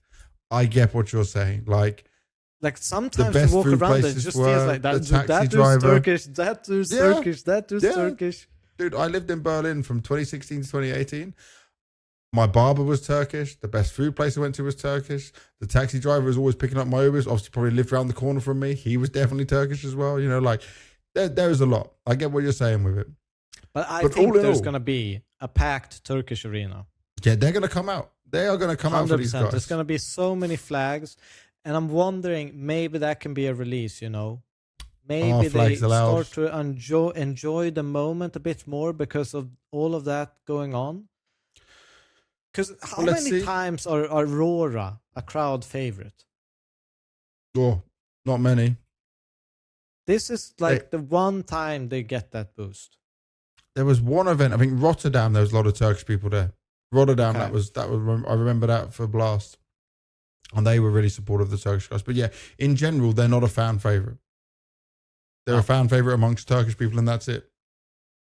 I don't know too many international Aurora Turkish fans. It's going to be incredible to see. Nonetheless, this BetBoom Aurora game, if not for the Counter-Strike, at least for the crowd, I think it's going to be a banger in terms of crowd. Even if it's never played each other. I think it might be the best first day ever of a major. Don't say this. Don't hype it up to maybe not be there. Okay, but I hope. I have feeling. You hope. Look at the way your voice changed. I have a feeling it's going to be good. So my prediction for this was I know you've been selling the dream run here for BetBoom and what it could be. I definitely think that there is a way Boomich could outcall and outclass what Major and Aurora is able to do. But if Aurora just play to somewhat of the level they play, there was a time, I think it was last year, we used to constantly get first playoff game Aurora Mongols, both known for choking on stages. Maybe not last year, maybe 2024. And it was basically battle of who wouldn't shit the bed the most. Yeah. Some of that's going to be in this one. And that should be Aurora shitting the bed less. So my prediction was going with Aurora based on that they've got the experience, they've got the know-how, where a lot of the players on BetBoom are going to struggle with that, apart from Boomich. But there is zero pressure on BetBoom. Zero. They can chill, they can enjoy the moment. Boomich has waited for this again for a long time. This isn't Atlanta. This isn't a smaller event. This is Cologne. This is the major. And the only Cologne that Boomich won was the one where there was no crowd and it was COVID. It was just studio members. It was an outside celebration, to be clear. And that was 2021. Yeah. But I think this is going to be a 3-mapper, and I do think Aurora's going to take it. We'll do your pick'ems later to go through that, but that's just my thoughts on it, my prediction going out. So the next game, the second quarterfinal, is 9Z versus FURIA. Now, start times for that: 7 p.m. CEST, 6 p.m. in the UK and Portugal, 3 in the morning Friday for Sydney, 1 in the morning Friday for Beijing, 2 p.m. for Rio, so great for the Brazilian audience and the South American audience in general, 1 p.m. for New York, and 10 a.m. for LA. Let's start with 9Z, who managed to make their way through this. Dude, I have now said this on the podcast so many times, the most exciting South American team, by far. And they don't just shoot hard. They play smart Counter-Strike. Max is a great leader, and they all believe, they all listen. DGT is on his way to showing that Payne made a huge mistake letting him go, and allowing this to happen in any way, because look where he is now. And Luchov may have not been the craziest highest rating. It wasn't like what we saw in Astana, for example. But between stage 2 and stage 1, he showed big improvements. And also, they didn't have easy games, man. 2-1 over Parivision. Okay, fair enough. 2-1 Vitality. You beat Vitality in a best of 3. I know it's not 2025, but it is still super impressive. They probably should have beat Spirit. Should have beaten Spirit, yeah. But it is Spirit. And look, by the way, the Spirit game, every map was overtime. You're playing against Donk, the best player in the world right now by individual rating, if we're saying, right? We know Zywu is the best, but Donk was dominating from both stages. Then you lose out to Aurora off that tired game after you're exhausted playing the craziest game of your careers against Spirit, right? And then you still bounce back mentally when you've never been in this situation before, and you beat the Mongols to qualify. They are doing incredible things for their countries, for their region, for the organization. Max has been going at majors since Antwerp 2022. He's been leading 9Z for 6 years. This is only his third major, and he's made it to the playoffs for a hugely underrepresented region of the world. Yeah, I mean, what can I even add to this? You know, they are an exciting team. They are a team I've honestly underrated quite a bit. Which is fair. And, you know, they play good Counter-Strike and they shoot hard, as you mentioned. You know, they are no easy opponent. And they have a lot of experience in this lineup. Weirdly enough, they do have a lot of experience in this lineup. You know, Mayer, you know, we saw him back playing with Fallen back in the days. You know, he was in MIBR 2019. And obviously worked his way up now again to be at this stage. He's only 23, but imagine when he was like, oh, this is like, he must have been 16, 17 or something. Live maths. Playing with Fallen. Sure. There is quite a lot of experience if you look at it from a South American kind of perspective, at least. Obviously, going up against FURIA in a quarters is no easy task. I don't really know. Like, FURIA, obviously, for the third major, I think, in a row, went 3-0 in the stage 3. Through the Swiss stage, they've been looking good. I talked about a point throughout this that, you know, if you look back at some of the videos or if you recollect, I thought that Yuri was the key component for this FURIA to do well. And he stepped it up. He posted a 120 rating with a 147 KD. I think his second highest KD in the team, but a bit lower on the rating. But either way, I mean, this is why, you know, you can unlock this MongolZ, why he can go for these dangerous plays, why he can be so explosive. Because when you have the pieces that kind of still give you a chance to win the round, that can hold down bomb sites, even a 4v5. Actually, let's actually look at some of the team statistics of 4v5s. FURIA, they actually on a very, very low 4v5 percentage. Very low is a bit harsh, but they're on a 28%, which is a bit lower. But they're 5v4. 87%, the best at the major so far. With the highest utility ADR, with the best flashes of flash assists per round. The teamwork's there. The teamwork is there. And that's what we want to see, and that's what makes FURIA great. It's not because they have the best individuals per se, it's because they play Counter-Strike efficient. They play Counter-Strike well thought out, well layered in what they want to do. But 9Z, they're a tough opponent to play against. And do you know what? I'm not going to do my prediction, but I'm just of set the stage like that. So the thing is here, what was interesting, you spoke about how good Yuri is, right? Yuri was the key because he was having a stinker of a year up until this point. But then I look at some was really bad then. Yeah, but also I look at, they beat Mouz, who didn't qualify, still dropped a map to Mouz, and then they beat BetBoom. Yeah, that was their 3-0. Yes, they can only beat the teams in front of them, but some of these games will be like stat padded, you know, helping them bump up.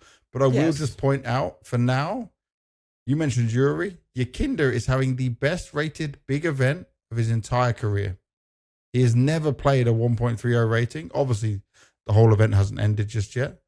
But his closest is 1.27 back on Team Liquid in 2022. So his last FURIA performance was a 1.19 at EPL season 22, sorry. So still on a FURIA jersey. Yakinder is beasting at the same time. The problem is yes, the experience is going to be there for FURIA. And also, we saw 9Z crumble on the stage to Magic, right, in Astana. 9Z are not used to stages, let alone the major stage as well. So the experience and the feeling and the vibe is all going to be with FURIA. But 9Z play some difficult CS to go up against. They do. But it's also kind of like FURIA in a weird place where we don't really have enough information on them, even though they went 3-0. If we look at the seeding, they're seed 2 right now. Would I put them in seed 2 if I remade this bracket? Probably not. No. And I think they are a little bit of an unknown entity. They obviously dropped the map against a Mouse Sports. BetBoom wasn't really ready for them. But am I confident to say that this is a FURIA without cracks, without holes, without being able to stumble on their performance? Yeah. I'm not sure I have enough kind of data on that. I'm not sure I have, I'm fully confident I can say, FURIA is going to breeze this beautiful bracket all the way to a final. Last major, I would have, if this was the bracket. But this major, I'm not so sure. They have a little bit of a rocky season, behind them. Yeah. And I think that it still has some effect on this major. And I'm glad you point that kind of stuff out, because it's like, I'm just looking down the year they had, right? Second place at Krakow. Then it was top 8 Cluj, 9th to 11th in stage 2 of EPL, not even making it to the main stage. Last place in Blast Open Rotterdam. The 4th in Rio was okay. Last place at Blast Rivals. 5th to 8th in Astana. It's like, it's not fulfilling you with so much confidence. MongolZ has certainly shown he can get back to where they want him to be, I'm happy what you said about the flash assists. This is a real hard one for me to call, because my brain is saying, like, this should be furious. I feel like they should be making a crazy run. But we know, specifically, let me look down MongolZ. MongolZ at the majors is not the same MongolZ we see at other big events. Now, he hasn't had that many majors, right? So, normal big event performances for him, all in the green, 1.36, 1.14, 1.16. Then when it comes to majors, 1.09, 1.12. So it's a little bit lower than his normal level. Yeah. Now this bracket looks amazing for them to be able to take it and do well. Yeah. But this is exactly where you can start to overthink things if it starts to get out of control. For Yuri, Keserato, Yakinda, Fallen, shouldn't be too worried about that. But your star AWPer needs to be able to deliver, and there will be pressure on his shoulders for this one. But the 9Z guys, if they can get over their own stage worries, there could be something to work with. I feel like Furia's chances to do well at the major or even make a final has skyrocketed, obviously, from seeing this bracket and looking at who they've got to go up against, right? They weren't even in the conversation for winning the major prior to this. I think if you just had a bag of names, you dropped them on the table and just said, pick your top 4, I'm not sure FURIA would be in my top 4 just by picking names. Yeah, but in this bracket, they should be, because they couldn't have asked for a better bracket. And also that would be the dream for Fallen, right? This is the one of the last 2 majors he will play, with his retirement being all official and being out there. That he's doing Cologne and then he's ending on Singapore. Cologne is a major he's won when it was a major, it would be the dream storyline for him. But that also adds something to it at the same time. So my analytical, looking at it, all the numbers, what makes sense would be saying FURIA. But guess what? This is the same FURIA that lost to Payne in Austin, where I felt like if they faced someone else like a Mouz or a NaVi or I don't know who else, just Mongols, for example, right? They probably wouldn't have lost. They lost to NaVi last major, right? Yes, FURIA. Last major, but I'm talking about this Austin major run they had, the same team, where they lost to Payne, which was like unexpected at the time. I feel like this could be a repeat. So actually my prediction is going to be 9Z this time around, even though it's not the logical one. It's just, it's something I can imagine happening because of the situation of it being this team in particular? I think on paper it definitely looks more kind of clear than what reality actually is going to deliver. I mean, I understand your logic. I understand your reasoning. I'm a vibes guy as well, as always. Yeah. But it can definitely, turn the other corner as well. We will see. I mean, if you look at the experience playing on stage, playing in big matches, playing with crowds, I mean, FURIA has a shit ton of that. Yeah, definitely. In comparison to any other of their bracket kind of colleagues. FURIA is the smart pick. My heart pick is definitely 9Z. That's what I'll just roll with for this one. That's fair. So next, should we move on? Yeah. Yep.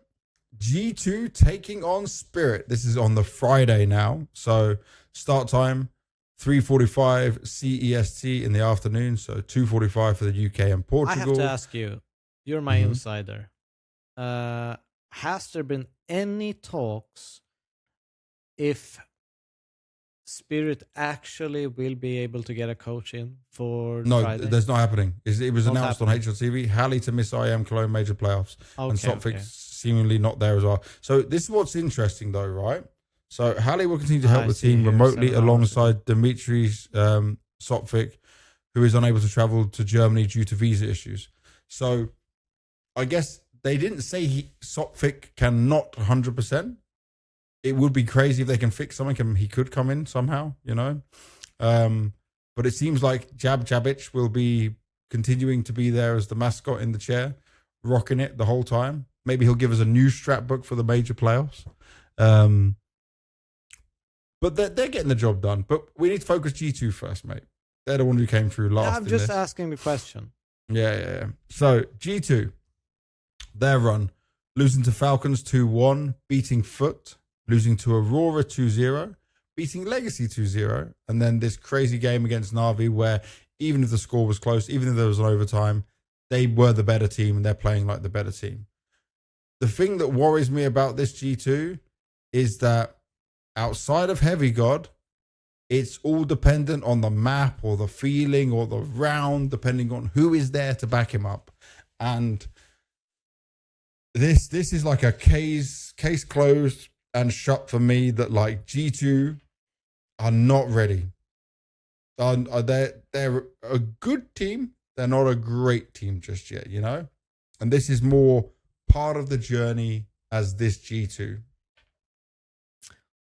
I see your point, but I do think, I wouldn't count them out completely. I think, obviously Spirit are massive favorites going into the match. But G2 has played some great Counter-Strike. They showcased that against against NaVi. They showcased that against Falcons. They have something in them. Obviously, the only real kind of blessing that they have is that Spirit won't have a coach. Will we see another repeat of Budapest where Donk kind of furiously throws a tantrum mid-game? Will we, I mean, it's possible. That's kind of where I see things going wrong for Spirit. If Donk is frustrated, if they can get under his skin, that's the only chance I really see for G2, because player by player, I mean, they are so outmatched, outgunned in this matchup. They are incredibly outgunned. Except like the Zontix versus Heavy God. That's that one they win. In Heavy God's favor. Yeah, for sure. But in everyone terms else of like the output, let's talk about Sampayas versus Shiro. I mean, the difference in output there is going to be ridiculous, and obviously Donk is going to be a massive. But I think even if you don't bring Donk into the conversation, it's still it's still crazy. But the coaching question is the kind of only blessing they have in disguise. I don't think the coach thing hurts them in the G2 game. I don't think that changes anything in the G2 game. Saw can have the best game plan possible. We did see it hurt them in that 9C game for Spirit. If we're all honesty, if we look at that 9C Spirit game, there were frustrations creeping in. There were, you know, things where they couldn't really solve what was thrown at them from this 9C squad. And you could see frustrations creeping in, for example, Donk. He was having, a timeout himself, talking a lot, trying to, and I agree with you that maybe it won't be a case for this G2 game. But if we're gonna build like a perfect scenario for G2, like we look at 20 outcomes, this is the only, parallel universe, saving grace. I can see them actually pulling through in this matchup. Yeah. Is if they get under Donk's skin, they don't have a coach, they can't really communicate or speak to each other, find a new idea, and they break apart because of that. But this is like fantasy wish thing for G2. No, but what you're saying is legit. I get it. But I just feel like right now, we just saw Donk broke, was it ELO or the amount of matches played, or he did something crazy. So like, Donk, face it. So look, Donk 666. No, I don't need this pop-up. Thank you, Face. Yeah, he's at 5,061 ELO again. If we look at his match history, it's yesterday, 1, 2, 3 games in there.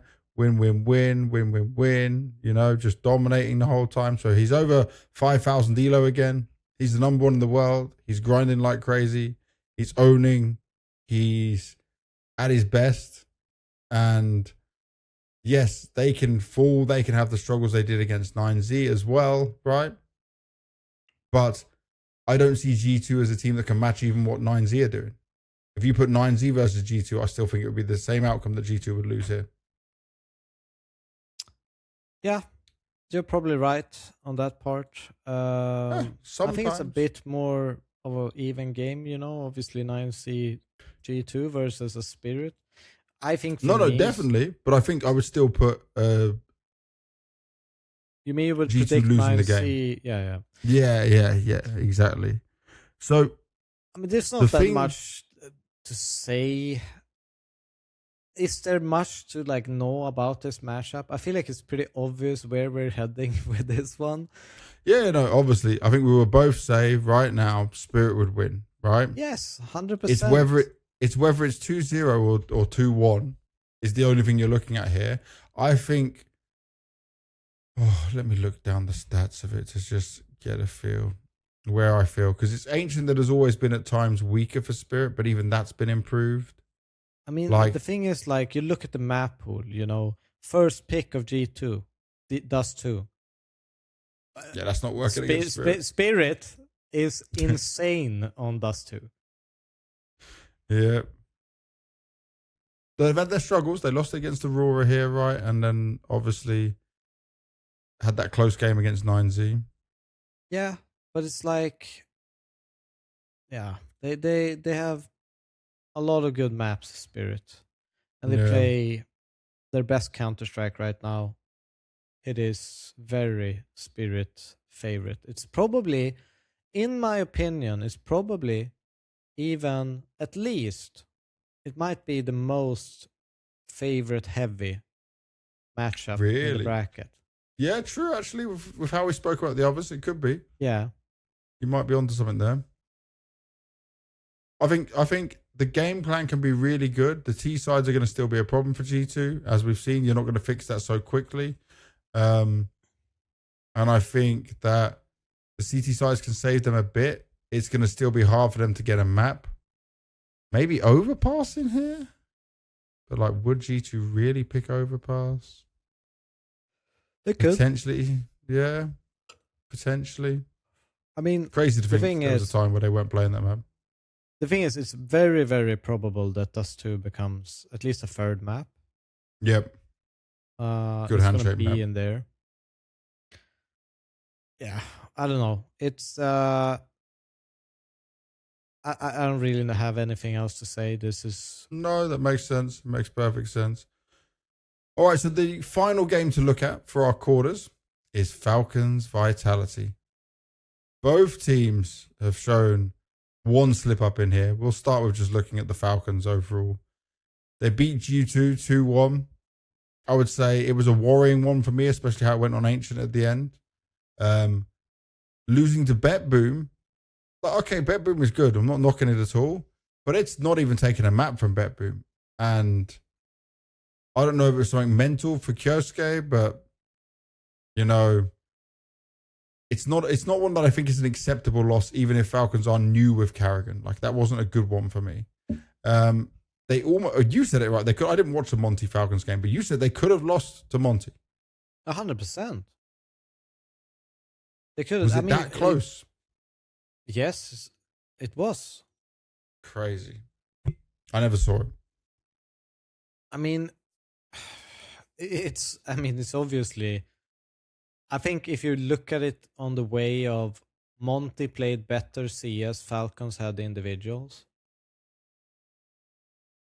Yeah. I think that's kind of like I could take him somewhere into it. Yeah. It's kind of borderline. Back to what we said about working with the pieces that Gizmi's got, right?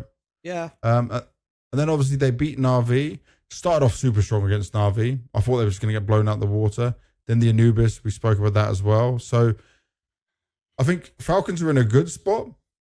Making playoffs with Karrigan is certainly a good thing. No, but it's like, it's good considering they didn't bomb out at this stage. You know, they got through group stage.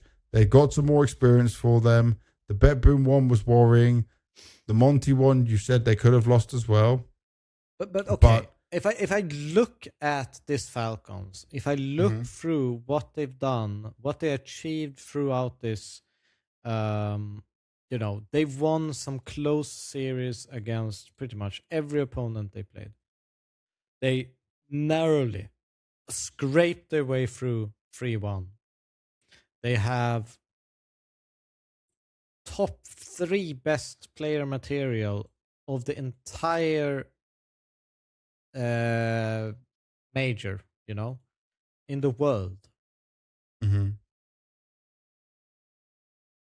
And a team like Aurora outshines you in the Swiss. Yeah. It's less than ideal. I think, I was always certain that they will make it through the Swiss because they have that good players. But looking at it like from an overarching perspective, I see how vulnerable they are. Yeah. I see how many holes there in this Falcons. I see playoff best of threes. They are I could not see them go through this playoff in without I see no chance for a 2-0 victory is what I'm saying. Mm-hmm. Obviously they have vitality first game, but I would say even if you moved Falcons to the other side of the bracket, I could see them losing a map all the way. Yeah. It's a problem for me that like Kyosuke's dropped off so much, considering how hyped I was on him during Astana and like his attitude, his mood, how he was talking about Karrigan. But it's the reason I say they're in a good spot is, yes, it's just group stage, but Nico is on the up again, Nico being utilized and working with Karrigan. Manasi's there as well. So if we can just get Kyosuke to a normal level or however Karrigan wants to use him. But it's against Vitality first game. If we just do like Karrigan plus Nico stats with they probably end up worse than a 0-1 rating together. Wait, so how bad did Karrigan end this one? I know people 0-71. Is he the worst rated of the whole major or not? Maybe the last. Nissim is the worst. Second worst is Karrigan. Oh. If we put even a badly performing Nico together with Kixan, I think they have a higher rating together. True. But he wasn't bought in for the firepower, Devilwalk. Wasn't bought in for the firepower. No. I do think he definitely brings clutch rounds. He definitely makes sure that they win these close games. That's an ability, I think they've gotten more out of with Carrigan. I agree on that. But do I think they are ready to go through this bracket and go to a final and win a major? Absolutely not. I do not believe that Falcons is ready this major. They might be the next. But this major, there's too many cracks. There's too many holes. Yes, they have all the player material, talent, and skill to bail them out of these situations, even when they make mistakes, even when they miss smokes, even when they, team flash each other through Con and Mirage. It doesn't matter. Like they find a way because of the ability and skill their players have to win rounds anyways. But to win a major, you're gonna get so fucking punished doing that at a major stage in Cologne. Yeah.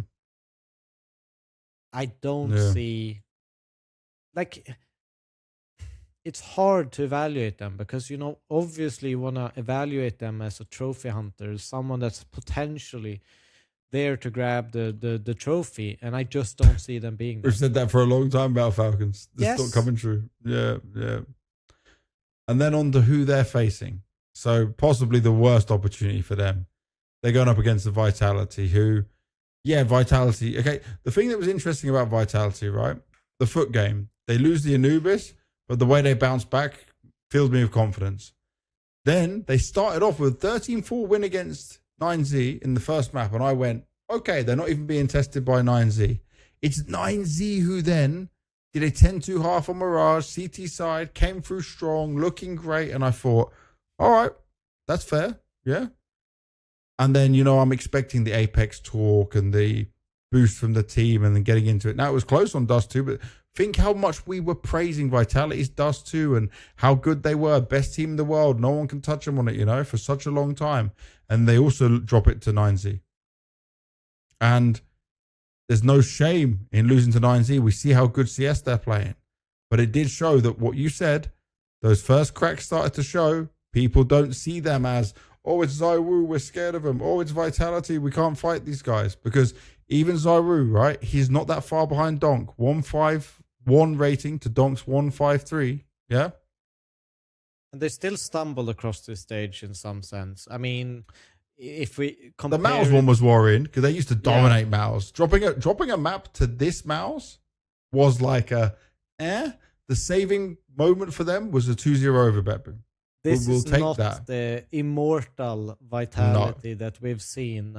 It is people, seeing a wounded animal and wanting to kind of finish them off or kill them.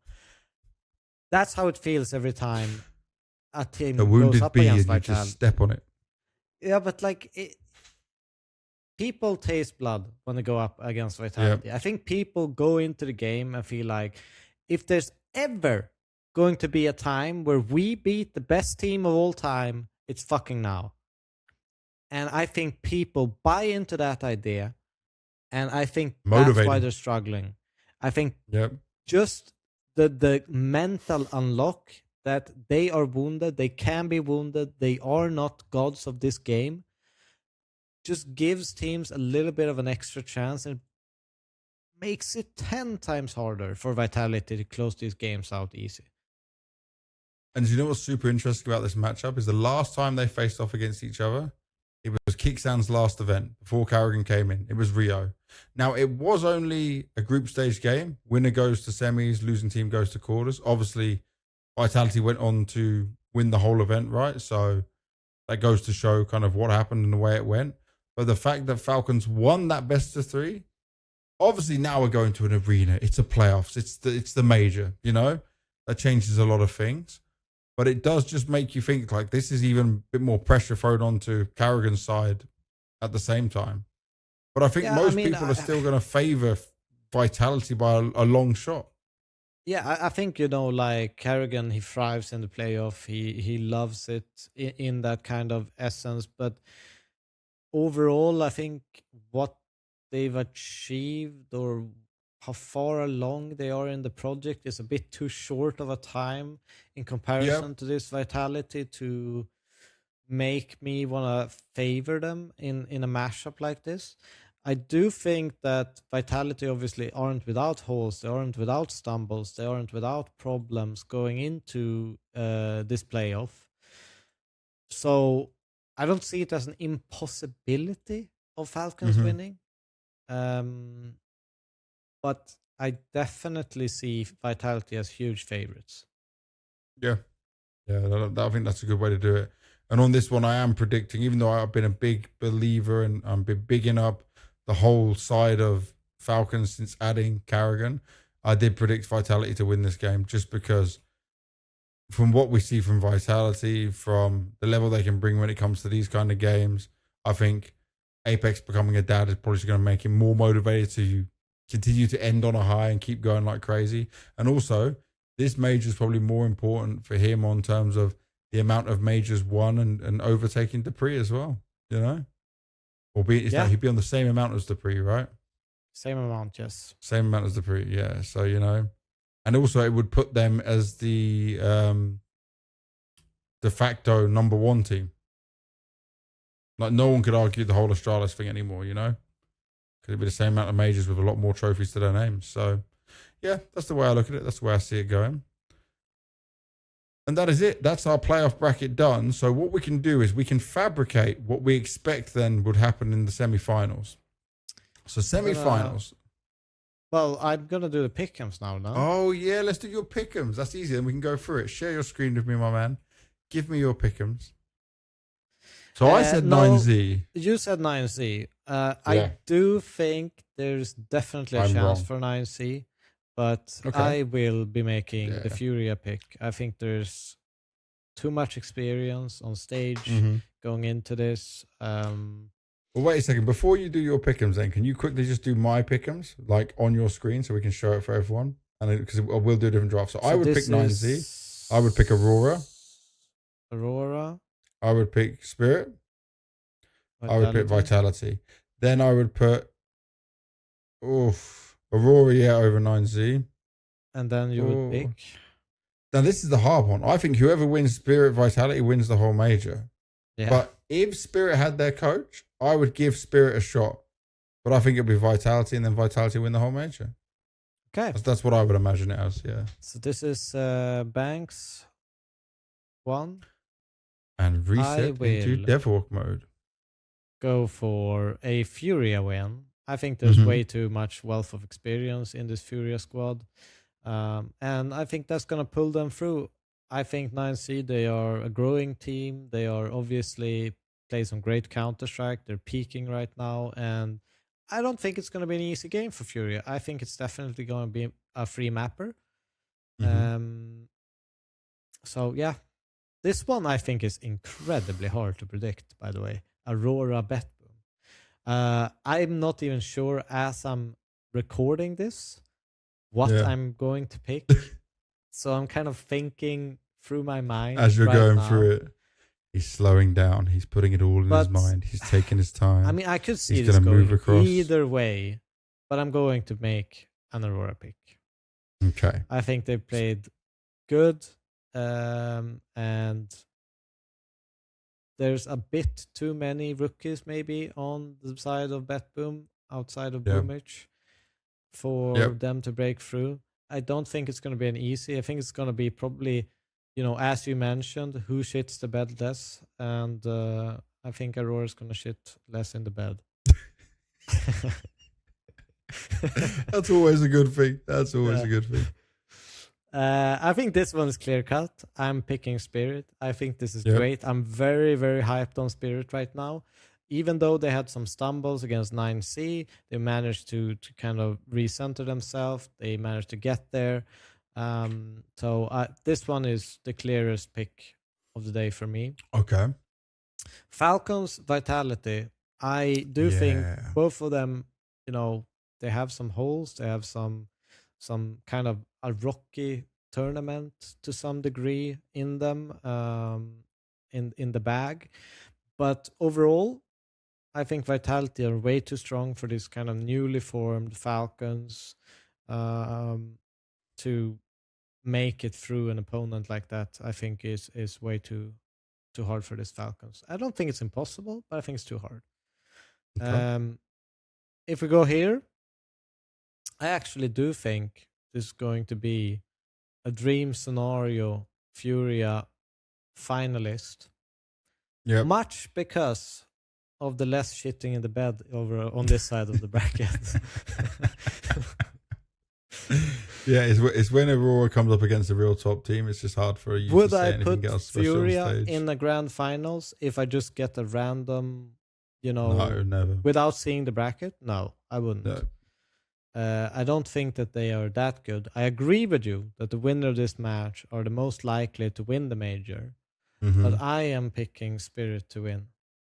Really? All the way. Why? Even without Hallie? Even without Hallie, You said you were hyped on them. I didn't expect this much hype. I am incredibly hyped on them.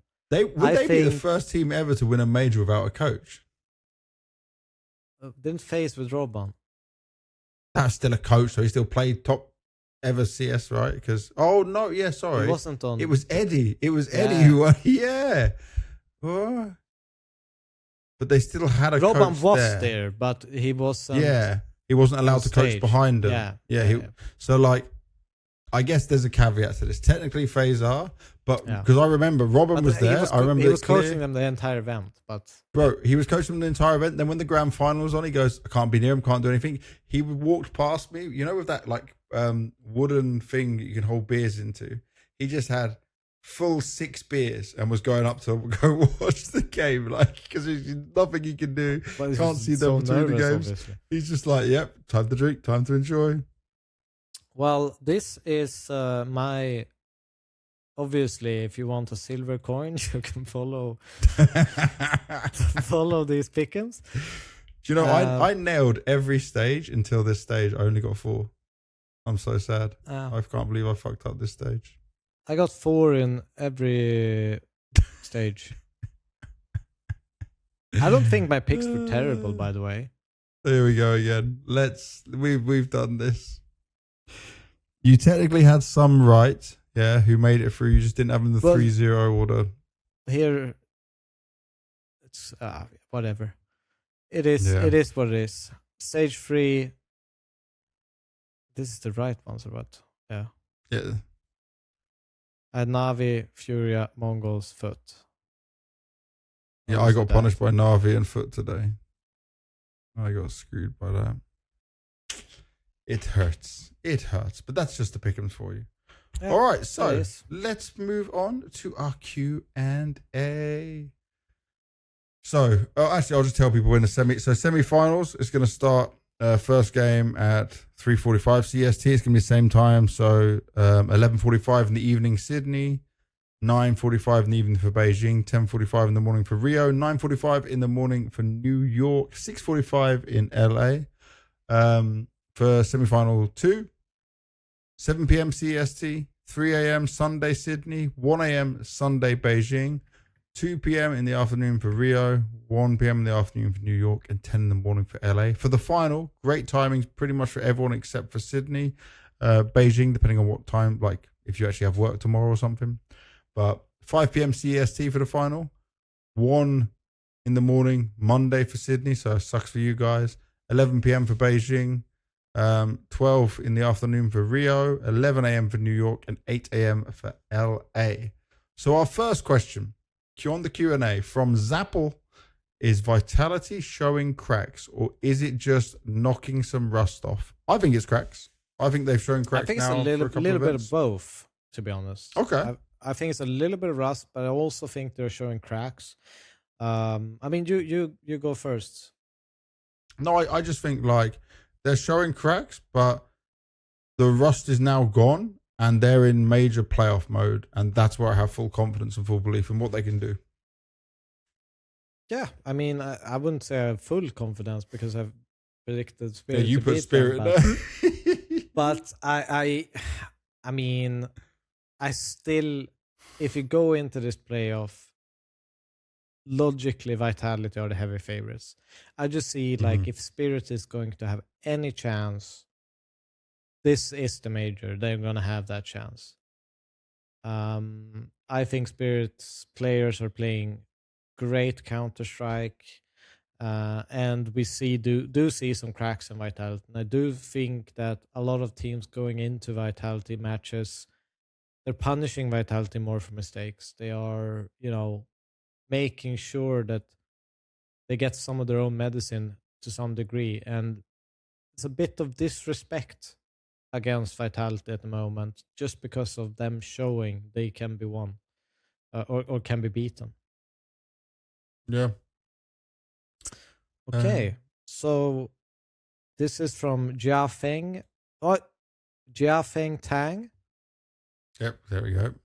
How far do you think Falcons can go considering their stage 3 performance? Well, I think they can go to a quarterfinal. I knew you were going to answer like that. I could just see it. I already fully guessed what you were going to say. Yeah. Yeah, the problem is their stage 3 performance. Yeah, they're playing Vitality. So I respect the question. There's not much we can do with it, my dude. Thank you for sending in the question. You can try again next episode. We're not laughing at you. It's just because we now know who they're playing. I mean, if your question Falcons very was hard. On the other side of the bracket, I could see Falcons reaching a finals. If we put it that way. Yeah, definitely. If they were in Furia's position, you would put Falcons going to grand final. 100%. But playing 9Z first game, they might also lose. Yeah, but you see. But it's on a stage, so maybe they wouldn't. But yeah, it's just so tough of Falcons, man. Is this a ROM1? He says, will Parivision implode after this major? Yes, they will. We've already pretty much confirmed that. So has Dastan. And if yes, who will be benched? I think it will be Nota. Maybe Belchanok. 100% Belchanok. No, but see, I'm the opposite. I think 100% Nota, maybe Belchanok. I think Belchanok. 100%. I'm not Why sure about that. Why are you so down on Belchanok? Because I think that he plays, like, every time I see him, I've seen he has skill. I've seen he has like, great tool, but I don't think he's ready for this level that they are playing in right now. I think he plays two important positions for them to have a weak link in that department if they want to go far. I don't think that Belchanok is a bad player. Mm-hmm. I think it's just that's where they can get the biggest improvement. Okay. Yeah, that's fair. Next one. Next one is from Adani. What will happen to Brollan? Any thoughts? Oof. We both had the same response. It's so hard because I don't actually know where he could fit in. Stop trying to send people. Actually, do you know what? Out of all the people you want to send to Liquid, this one I could agree with. Okay. Because he's 23 still. He's in a weird part of his career. He went from Fnatic, where he was like at top of his game with some trophies, then to NIP, which was horrendous, and now Mouz, where he didn't want to be in IGL. It got given to him. He did the best he could, and Mouz have made changes and moved on. They wanted something better. But I think he's still skilled enough individually that he could take a failing team like Liquid and bring them on the up. So yeah, I wasn't thinking Liquid because I don't want to think of any player going to Liquid. But I'll take this one from Devilwalk myself as well. I don't know, because where else would he go? He wouldn't want to go to a Medisport or somewhere like that, right? No, I don't think so. It's too big of a drop-off. I think he at least would want to join a project that has capabilities of joining all these tier 1 events and play in that kind of step. But I don't see him slotting into a lot of the big dog teams. If they decide to remove him, then dude, I'm just looking down the list of teams, and it's like I can't see a fit for him. Maybe I don't think Well, I just looked at FaZe and I thought Twist wouldn't give up the IGL role for Brollan. No, but maybe if he did, he wouldn't join Liquid as or FaZe as IGL then. Okay, maybe just as a player. That could be a good shout. There's also potentially NIP, but that's not so enjoyable for him. It just starts to go so far down, you know. Yeah. And I think his aspirations should be higher, but it's whatever offers will come his way. And also what his buyout's going to be and how long his contract's going to be. So yeah, we could see Brollan stuck in some limbo. Yeah. All right, next one is from Skorga, our resident question sender. Every single time. He's only missed one because he didn't see the announcement in time and then blamed us. Fair. We all know how important sticker money is to the pro scene, especially with it dependent on where you finish. So what have you heard from players and teams regarding the new sticker money system? Will players be getting the extra percentages, or will the teams be demanding it back, the percentage that goes directly to the players, or is it just a complete shit show and no one knows? At the moment, from what I've heard, and by the way, I'll tell you this, out of some players I asked, and I didn't want to ask too many because they're playing at the major, I've only asked players who are now out of the major after it happened. And I've heard it's the worst one ever. First of all, the money is terrible. Yeah, the money is shockingly bad. Which, by the way, I think we said that. I think we predicted that it would go this way. I have not. Usually by this point, before the sale, I have done at least 200 capsule openings. Yeah, I am a degenerate, but I go for the stickers. I have done 0. I've done nothing. I've put no money in. You know. I would like maybe the Cologne one, but I'm not even working the events. I probably don't want that one. Probably I will want some NaVi stickers. Maybe they've gone down in price, and maybe I will pick up some of them. Why don't you buy a donk one for $1,000? Yeah, definitely not happening. Even if it was like my favorite player in the world, I'm not paying that for the. I would rather enjoy the spin and get something unknown and just get a It's a ridiculous system. Obviously, dude, take it this way. Not a sane person will buy one sticker for $1,000. Like it's. Some people do. Yeah, but this is like traders that are collectors that are very specific about what they want. Yeah. The normal person buys that sticker for fucking 50 cents, you know, and they buy many because it's just a 50 cent. I can buy it for $100. It's whatever. Look here, all of these are sealed boxes of Dragon Ball trading cards. Every time I open one of them, I have no idea what cards I'm going to get. Mostly I'll get some crap and some cards. Would you buy a common one for $100? No, but guess what? I enjoy opening the packs. Yeah? I sit there, I open and I go, oh my God, I got my favorite Vegeta card, blah, blah, blah, you know? Yeah. That is enjoyable to me. So people talk about it being like, oh, it's gambling and blah, blah, blah. You most likely had Pokemon cards as a kid. Or maybe you did stickers. You know, the sticker albums, the football sticker albums? They were popular in the UK. Why, we're so obsessed with being so anti on the gambling, but this stuff, Pokemon, Minecraft, everyone's got cards and stickers and all these things now.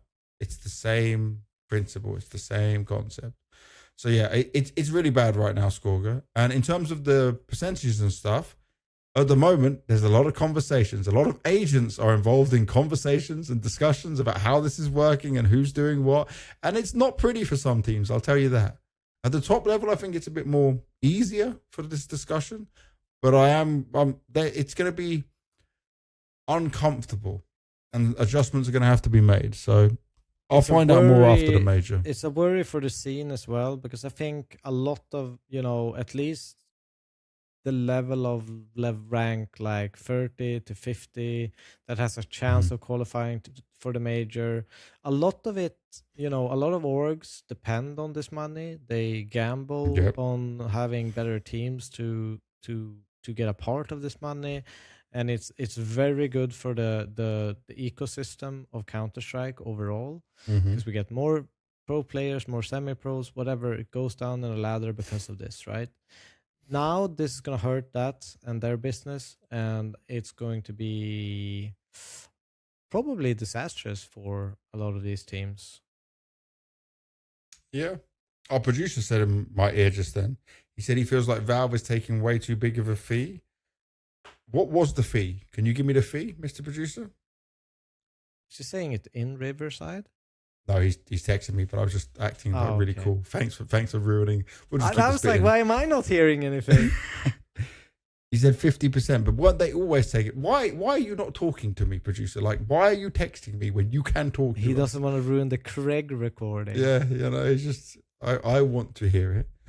But weren't they always taking 50% of the old money as well? He'll continue to text me. Team sticker, yeah, I think so. Yeah, so it doesn't change anything.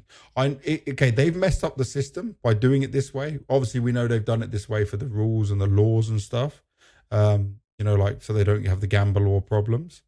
But I mean, it still exists in other games. It still exists in trading cards for nothing.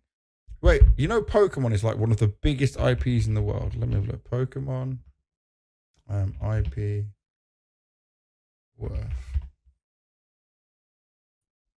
over 100 billion in lifetime revenue. Yeah. Okay. Yeah. IP worth for trading cards.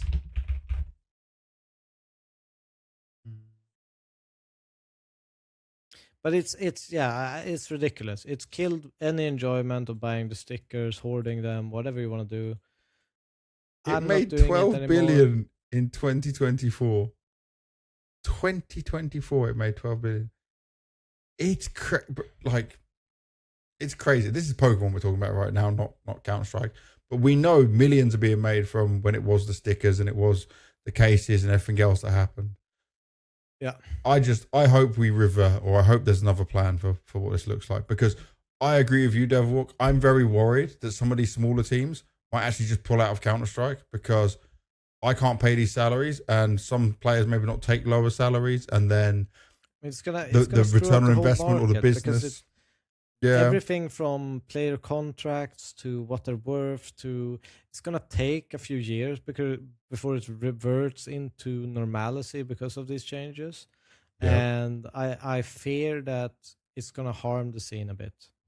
And salaries will drop, and then prize money will actually be more valuable than what it is at the moment, because prize money's cared less about for teams in general, right? And players. Anyways, it'd be terrible if we went the way of like Valorant and other games. There's some other games that have like bundles for team skins, So you have your own skins that are like NaVi skins or FaZe skins or Vitality skins, and they're colored like that. Fingers crossed we never go that route. Hopefully that answers your question, Scorgan. You can come back to this one later on as well. So the next one is from Hunor.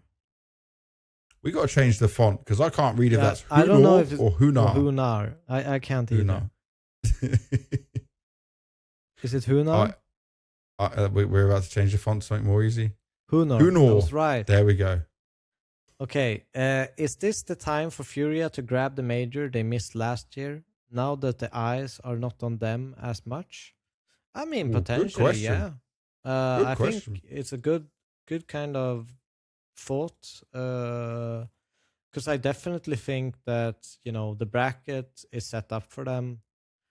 Everything is going to come down to how much are they focused on the game now and how much is the mind kind of drifting off to a grand final spot. They can definitely fumble and fall even on this side of the bracket. I don't think they are unbeatable on that side of the bracket, but it's their best chance by far. I think you're right on the money. I think it is, this, if any time, this would be the time, because I think the progression of Vitality's Falcons and Vitality Spirit, I don't see FURIA kind of catching up in their progression. If I look further down the year of who is going to be the top dogs, I would much more see those three teams than FURIA. And this could be, potentially one of those opportunities they have to grab if they're going to be trying to get that trophy for Fallen before the end of his career. Yeah. For me, I look at it as like maybe a chance, not a big chance. And yes, they did miss it last year when they were so hyped and everyone started to take more attention on them. But I feel like after a team goes 3-0, they will have more attention to them. But when I look at their opponents, it's kind of a, a 50-50 on how good are they actually playing. So I think anyone in the playoffs will be studied more anyway. And so they won't get away with not having the eyes on them. And especially if they make it to the final, they're going to be fully studied and looked at. We're in that world of CS right now. Baldur is the next question, and he says, what counts as success for Falcons? No one is expecting them to take it home first major with Kerrigan. He actually wrote Kerrigan. Great name. Kerrigan, of course. Yeah. I would say yes, no one's expecting them to take it, probably other than themselves and the players. For me, success is hard because we know they're facing Vitality. If they got a win over Vitality, that is already a huge success. That is massive.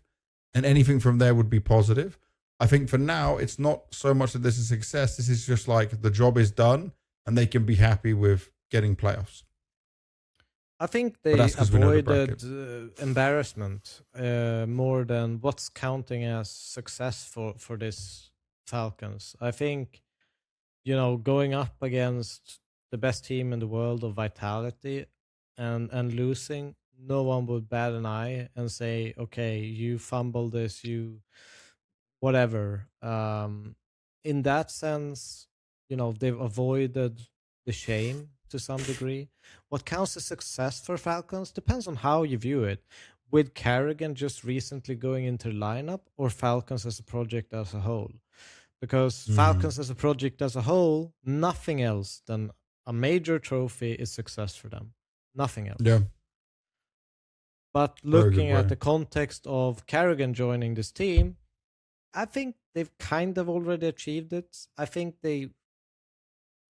success is a big word, but I think it's more about avoiding backlash or embarrassment or negativity from the community in some sense. And they get that anyway from the hate watchers regardless. Yeah, but an overwhelming amount of it though. Yeah. Your turn to read out a question, mate. All right. From Kanareka. And Tafar joins. Tafar said same question, basically. Show the Discord. Okay. Kanareka said the question, and Tafar just said, wait a sec, I'll just quote him exactly. He said, same question. Okay. Just tagged along with this question. He just went, I actually thought of the same question. Yeah. Sounds like a conspiracy, but is the visible tensions in Vitality's comms reaching a breaking point? Between the recurring open frustrations, yesterday's TeamSpeak versus BetBoom moment, rumors of struggling practice sessions, and even Rops comparing their bickering to an old married couple, it feels like the team dynamic is fraying. Is this just a phase, or are we looking at a fundamental crack in the foundation? Can I start with this? You can start. Yeah, because for me, we obviously heard all the Vitality comms in all of their games when they were winning everything, right? And it sounds so amazing. It's like, oh, look, But even then, when they lost some stupid rounds, Apex would shout them a bit or say things in certain ways that other people would go, oh, okay, he's getting everyone back on board. But obviously, as they're losing more rounds or they're losing games to 9Z, to NaVi, whoever else, Falcons in Rio, it's going to make it sound like more tension, but this happens in all teams. This is what would be normal. Now, the yesterday TeamSpeak you said for the BetBoom moment, yes, it is maybe heightened because of the moment, right? I didn't know about the rumors of struggling practice sessions. Maybe I missed something there. But then he said, even Rops comparing their bickering to an old married couple. Old married couple is more I would say that's more like a playful, jokey term. But I wouldn't say the dynamic is fraying. They're just going through a tough part and then looking to bounce back and come back at the right time. If they go on to win the major, zero problems, nothing to worry about, But like we already spoke about here on the last episode and now here, there's a certainly crack showing that to other teams, they are more vulnerable, and that's what their people are aiming at. I mean, I think the cracks aren't really personal.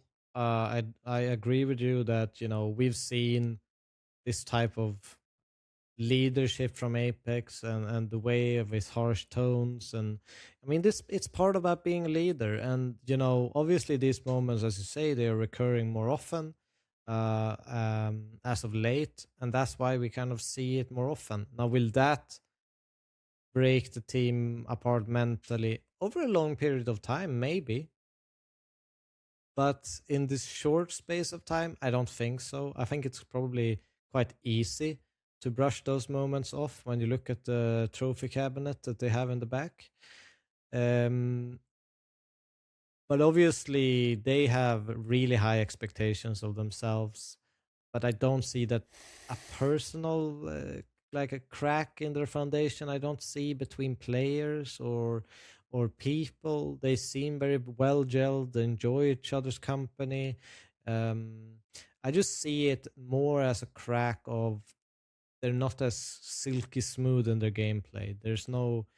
It's not, maybe before it was a half a second of a moment where you could capture them. Now it's a second. There's this small, intricate, detailed movements that aren't just as on par. I mean, we saw even against Mouz when they played, Dust 2, and, Brollan just jumps CT and shoots the rotation in the head and gets 2 kills from that position. I think it's like these kind of things that they are not as mentally in the game. They're not as aware of what the dangers could be that are the cracks, not the social kind of combination of people. Nicely put. All right. I love this next name. Jacksoon.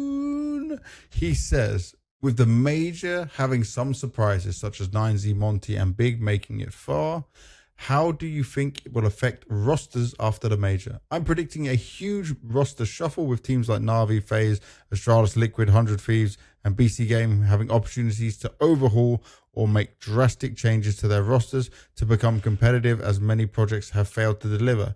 In Navi's case, it still comes down to if they qualify for playoffs and make it far. Obviously, we now know they didn't. You sent this question before, which is top man. Thank you for doing so. I'll say this. I don't think the 9Z one's a surprise. Maybe people would say making playoffs is a surprise, but I think they did very well, I feel like they did well in Astana, so people maybe were expecting them to do some damage. Monte, somewhat surprised. Big, could be, if you weren't following it before. Obviously, we did the Tabson interview. But what I've heard is there's a lot of interest. But like I said, I don't have anything to talk about just yet that I can confirm. There is not a single thing I can tell at this stage where I'm like, I've heard this 100%. But also, I'm not in Cologne right now. I'm going to Cologne on the 17th. So I'm going there to work with some sponsors. So next episode, I'll be on the ground and actually talking to players again. But I mean, just in what I've heard from just a few messages and being sent around, there's nothing I want to be like crazy. I think Overdrive tweeted or put in his Telegram channel that like, it's going to be a crazy roster season, but people always think there is. Last couple of rosters were not so crazy, and sometimes they don't deliver. So I will say that for NaVi, FaZe, Astralis, Liquid, probably. 100 Thief, BC Game, not 100% sure. Maybe Simple gets the play with. BC Game has to do it because they just benched their last core member of Crazy, right? Oh, what? So they've only got Simple and Electronic now? And Sensu on loan. On loan, yeah, but is he staying there? I mean, if you look at the HLTV page, but okay, it's not obviously 100%. But I mean, obviously, there's going to be a roster shuffle. I think everyone has kind of, they've gone through an extra season because the last one wasn't as crazy. Everyone kind of like, okay, let's give this one more try. Yeah. And now I think everyone's realizing, okay, we are never going to match up to the Vitality, Spirit, or Falcons if we keep the same lineup, if we keep doing the same thing. So I think a lot of people and a lot of teams are going to switch places. And it's probably the right time for people to start to do such things. What that will entail, I have no idea either. But we'll find out. We'll find out as it goes. Okay, Oracles. Should more majors? You can tell you're tired. It's getting you. You're like, oh yes, I must read this out. Do you want me to read? Do you want me to save you some energy and do all the reading? No, I got it. Arcos. Okay. Should more majors have an audience during stages 1 to 3? I've been at the Palladium first day, Sunday and today. The vibes are good and a pleasant change from the crowded playoff days. Overall, I think with majors not having RMRs anymore and instead having audiences from stage 1 till major final day would be a nice development. What's your guys' opinion? I mean, I love having the kind of audiences for all stages. I think that's great. Obviously, stage 1 is always going to lack a little bit of audience compared to stage 2 and 3, where it's going to be significantly more packed because that's where the interesting teams kind of join in the fray. But I like it. I like it because it's a warm-up. You can kind of feel the build-up as the tournament goes on. We had it in Budapest. I really enjoyed it. I think it was, I mean, for me as a broadcast talent, it was great also to have kind of a warm-up going into, a packed arena all of a sudden doing desk work. So for me, it was great having it. It was just positive on all notes. I will say I think it should be 100% a must that we have crowd for all stages. I think it's great that we added it for the third stage of Cologne. It's certainly positive. I actually forgot we had it for the first stage of Budapest because it was so quiet on the first stage, because there wasn't as many super exciting teams or people traveling down to see it. Playing with the dog, man. Yeah, playing with dog, chilling. Bro, I worked more than anyone that entire set of stages. More days, more time. I was in from beginning to end. But I forgot we had a crowd for the first stage. Second, third stage, I remember a bit better. I think it's really positive. I think it's a more intimate experience for the fans, for people like you that come. Did you, Arkles, get to meet some players, get some things signed or anything like that? Or were you completely closed off? I couldn't really tell from how it was. I remember for us, pretty much most days we were going to fans, taking some pictures, signing, doing stuff like that. It did look like fans were walking behind the analyst desk. Oh yeah, they were doing the showing the signs and stuff. Showing their jerseys. But I mean, did they get close to players, or was it too far away? That's always because ours was quite close where players could go. BetBoom jerseys being fully signed behind the camera. Cool. So that's good. Sure, that's what you want. Opportunity. But yeah, I definitely think we should have it. I think it's important. It's obviously an extra source of revenue, but obviously then you need security and other things in line for the tournament organizer. But I think overall it's a positive, and if we can, we should have it every single time. But it also depends on the venue and country as well. Some countries it might not work as good as others. But yeah, let us know what your experience was like. Have you got to get close to anyone and stuff like that? Next question is from Pirat, and he says, after such an exhausting game like Spirit versus 9Z that happened very late at night due to delays and then had 3 overtimes, is it wrong to say that the losing team in that situation is almost set up to have a performance like 9Z did versus Aurora in the next match because of mental and physical exhaustion?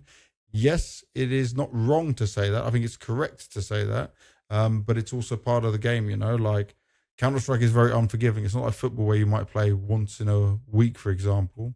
But I will say, for the people that don't understand, when you play such a high-octane game and it ends, let's say, 1:30, takes half an hour to get a shuttle back to the hotel and get your shit there.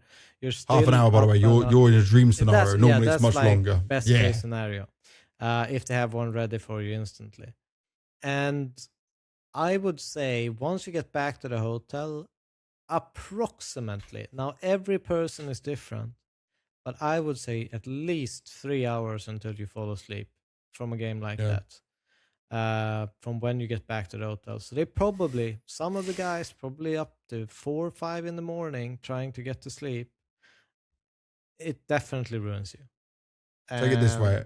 I'm not a player, and what you're just saying there, when we finished on stage days, how many days after the arena did you come with me to a kebab shop or a place to eat at 1, 2 in the morning? There's no way we're going to bed. Because I've just got off a stage, there's the crowd, there's all this hype, and then I'm like... do that as well. I mean, we had some of the NaVi guys with join us. us. Yeah. So, I mean, they can't fall asleep. They know they can't fall asleep. There's no reason to go into bed because you're full of adrenaline. It has to kind of slowly get out of your body before you can even relax. Also, in that 9Z situation, they also had to prepare either in the morning for the next game and stuff as well. So you're up early anyway. So I think they were wrecked. They're also not very used to this, where some other teams would have been in that situation before. So I think that really did hurt them. It would have been better if they could have just been the late game for the day, but obviously it's not always possible. At least there is rules to make sure they're not the first game of the day. But yeah, hopefully that answered your question. And the last question. Blacks. I don't know how do I say this name. I'm not going to say that. I think the way you said it will just do. That's fine. Okay. But no more. This is the last time I say your name. Do you guys think changes for NaVi are necessary after this result? And if so, what should they change? Yes, I think so. If they want to be a trophy contending team, if they want to hold the gatekeeping slot to the playoff, I mean, they can continue having the same lineup. But I think they've trial and tested this lineup for long enough to say, yeah, we aren't up to par with the trophy collectors of this world. And the only real solution is for them to change things up. Yep, 100%. We theory crafted already earlier in this episode. He said, if so, what do they change? Potentially Alexi isn't IGL anymore. Immer is. Maybe they bring Frozen is. Some more FUT players to join back up. Yeah, Frozen, even though I don't like it. Players. Do you think 1 or 2 changes for NaVi? I mean, if I in just Blaze system, if I just think about what is needed for a team just to mentally refresh and mentally believe in a project again, I think you need at least 2. Okay. So I'd be surprised if they went for less. And MongolZ probably isn't being touched. I doubt Bit would be touched either. So that only leaves Wonderful, Immer, and Alexi. It's going to be tough. I think you could do the one move where Alexi goes out, they try Immer as IGL, depending on what Blade sees, and then bring someone in. But it also depends on what players are on offer. So, yeah, Mr. Black Z, I think that I would say wait until the Roster Mania episodes comes in and we have some more information to go off of what we hear, and then there'll be more answers to it. But it definitely does seem like they need to make changes, especially because NaVi always wants to be a title contender, and they're not going to be happy with how this went, especially at the major. This is a crushing one for them. But that does bring us nicely to the end of episode 71 of the All About Counter-Strike podcast. Thank you very much once again for rocking it with us, everyone. If you stayed until the end, big shout out and thanks to you. Don't forget to like, comment, and subscribe. We have one more episode left of our major coverage for the Intel Extreme Masters Cologne 2026. I'll be going to Cologne on Wednesday, because it starts on Thursday, Wednesday. And I will be there. I'll be doing some activities with different sponsors. One is 1xBet, one is Skin Club, so I'm going to be busy the whole time. If you see me around, say hi. We'll take some pictures, chat a little bit, whatever. I'm going to have a lot of free time. So yeah, enjoy yourselves. Enjoy the rest of the major. Let's see if Devilwalk's going to be right about Spirit winning.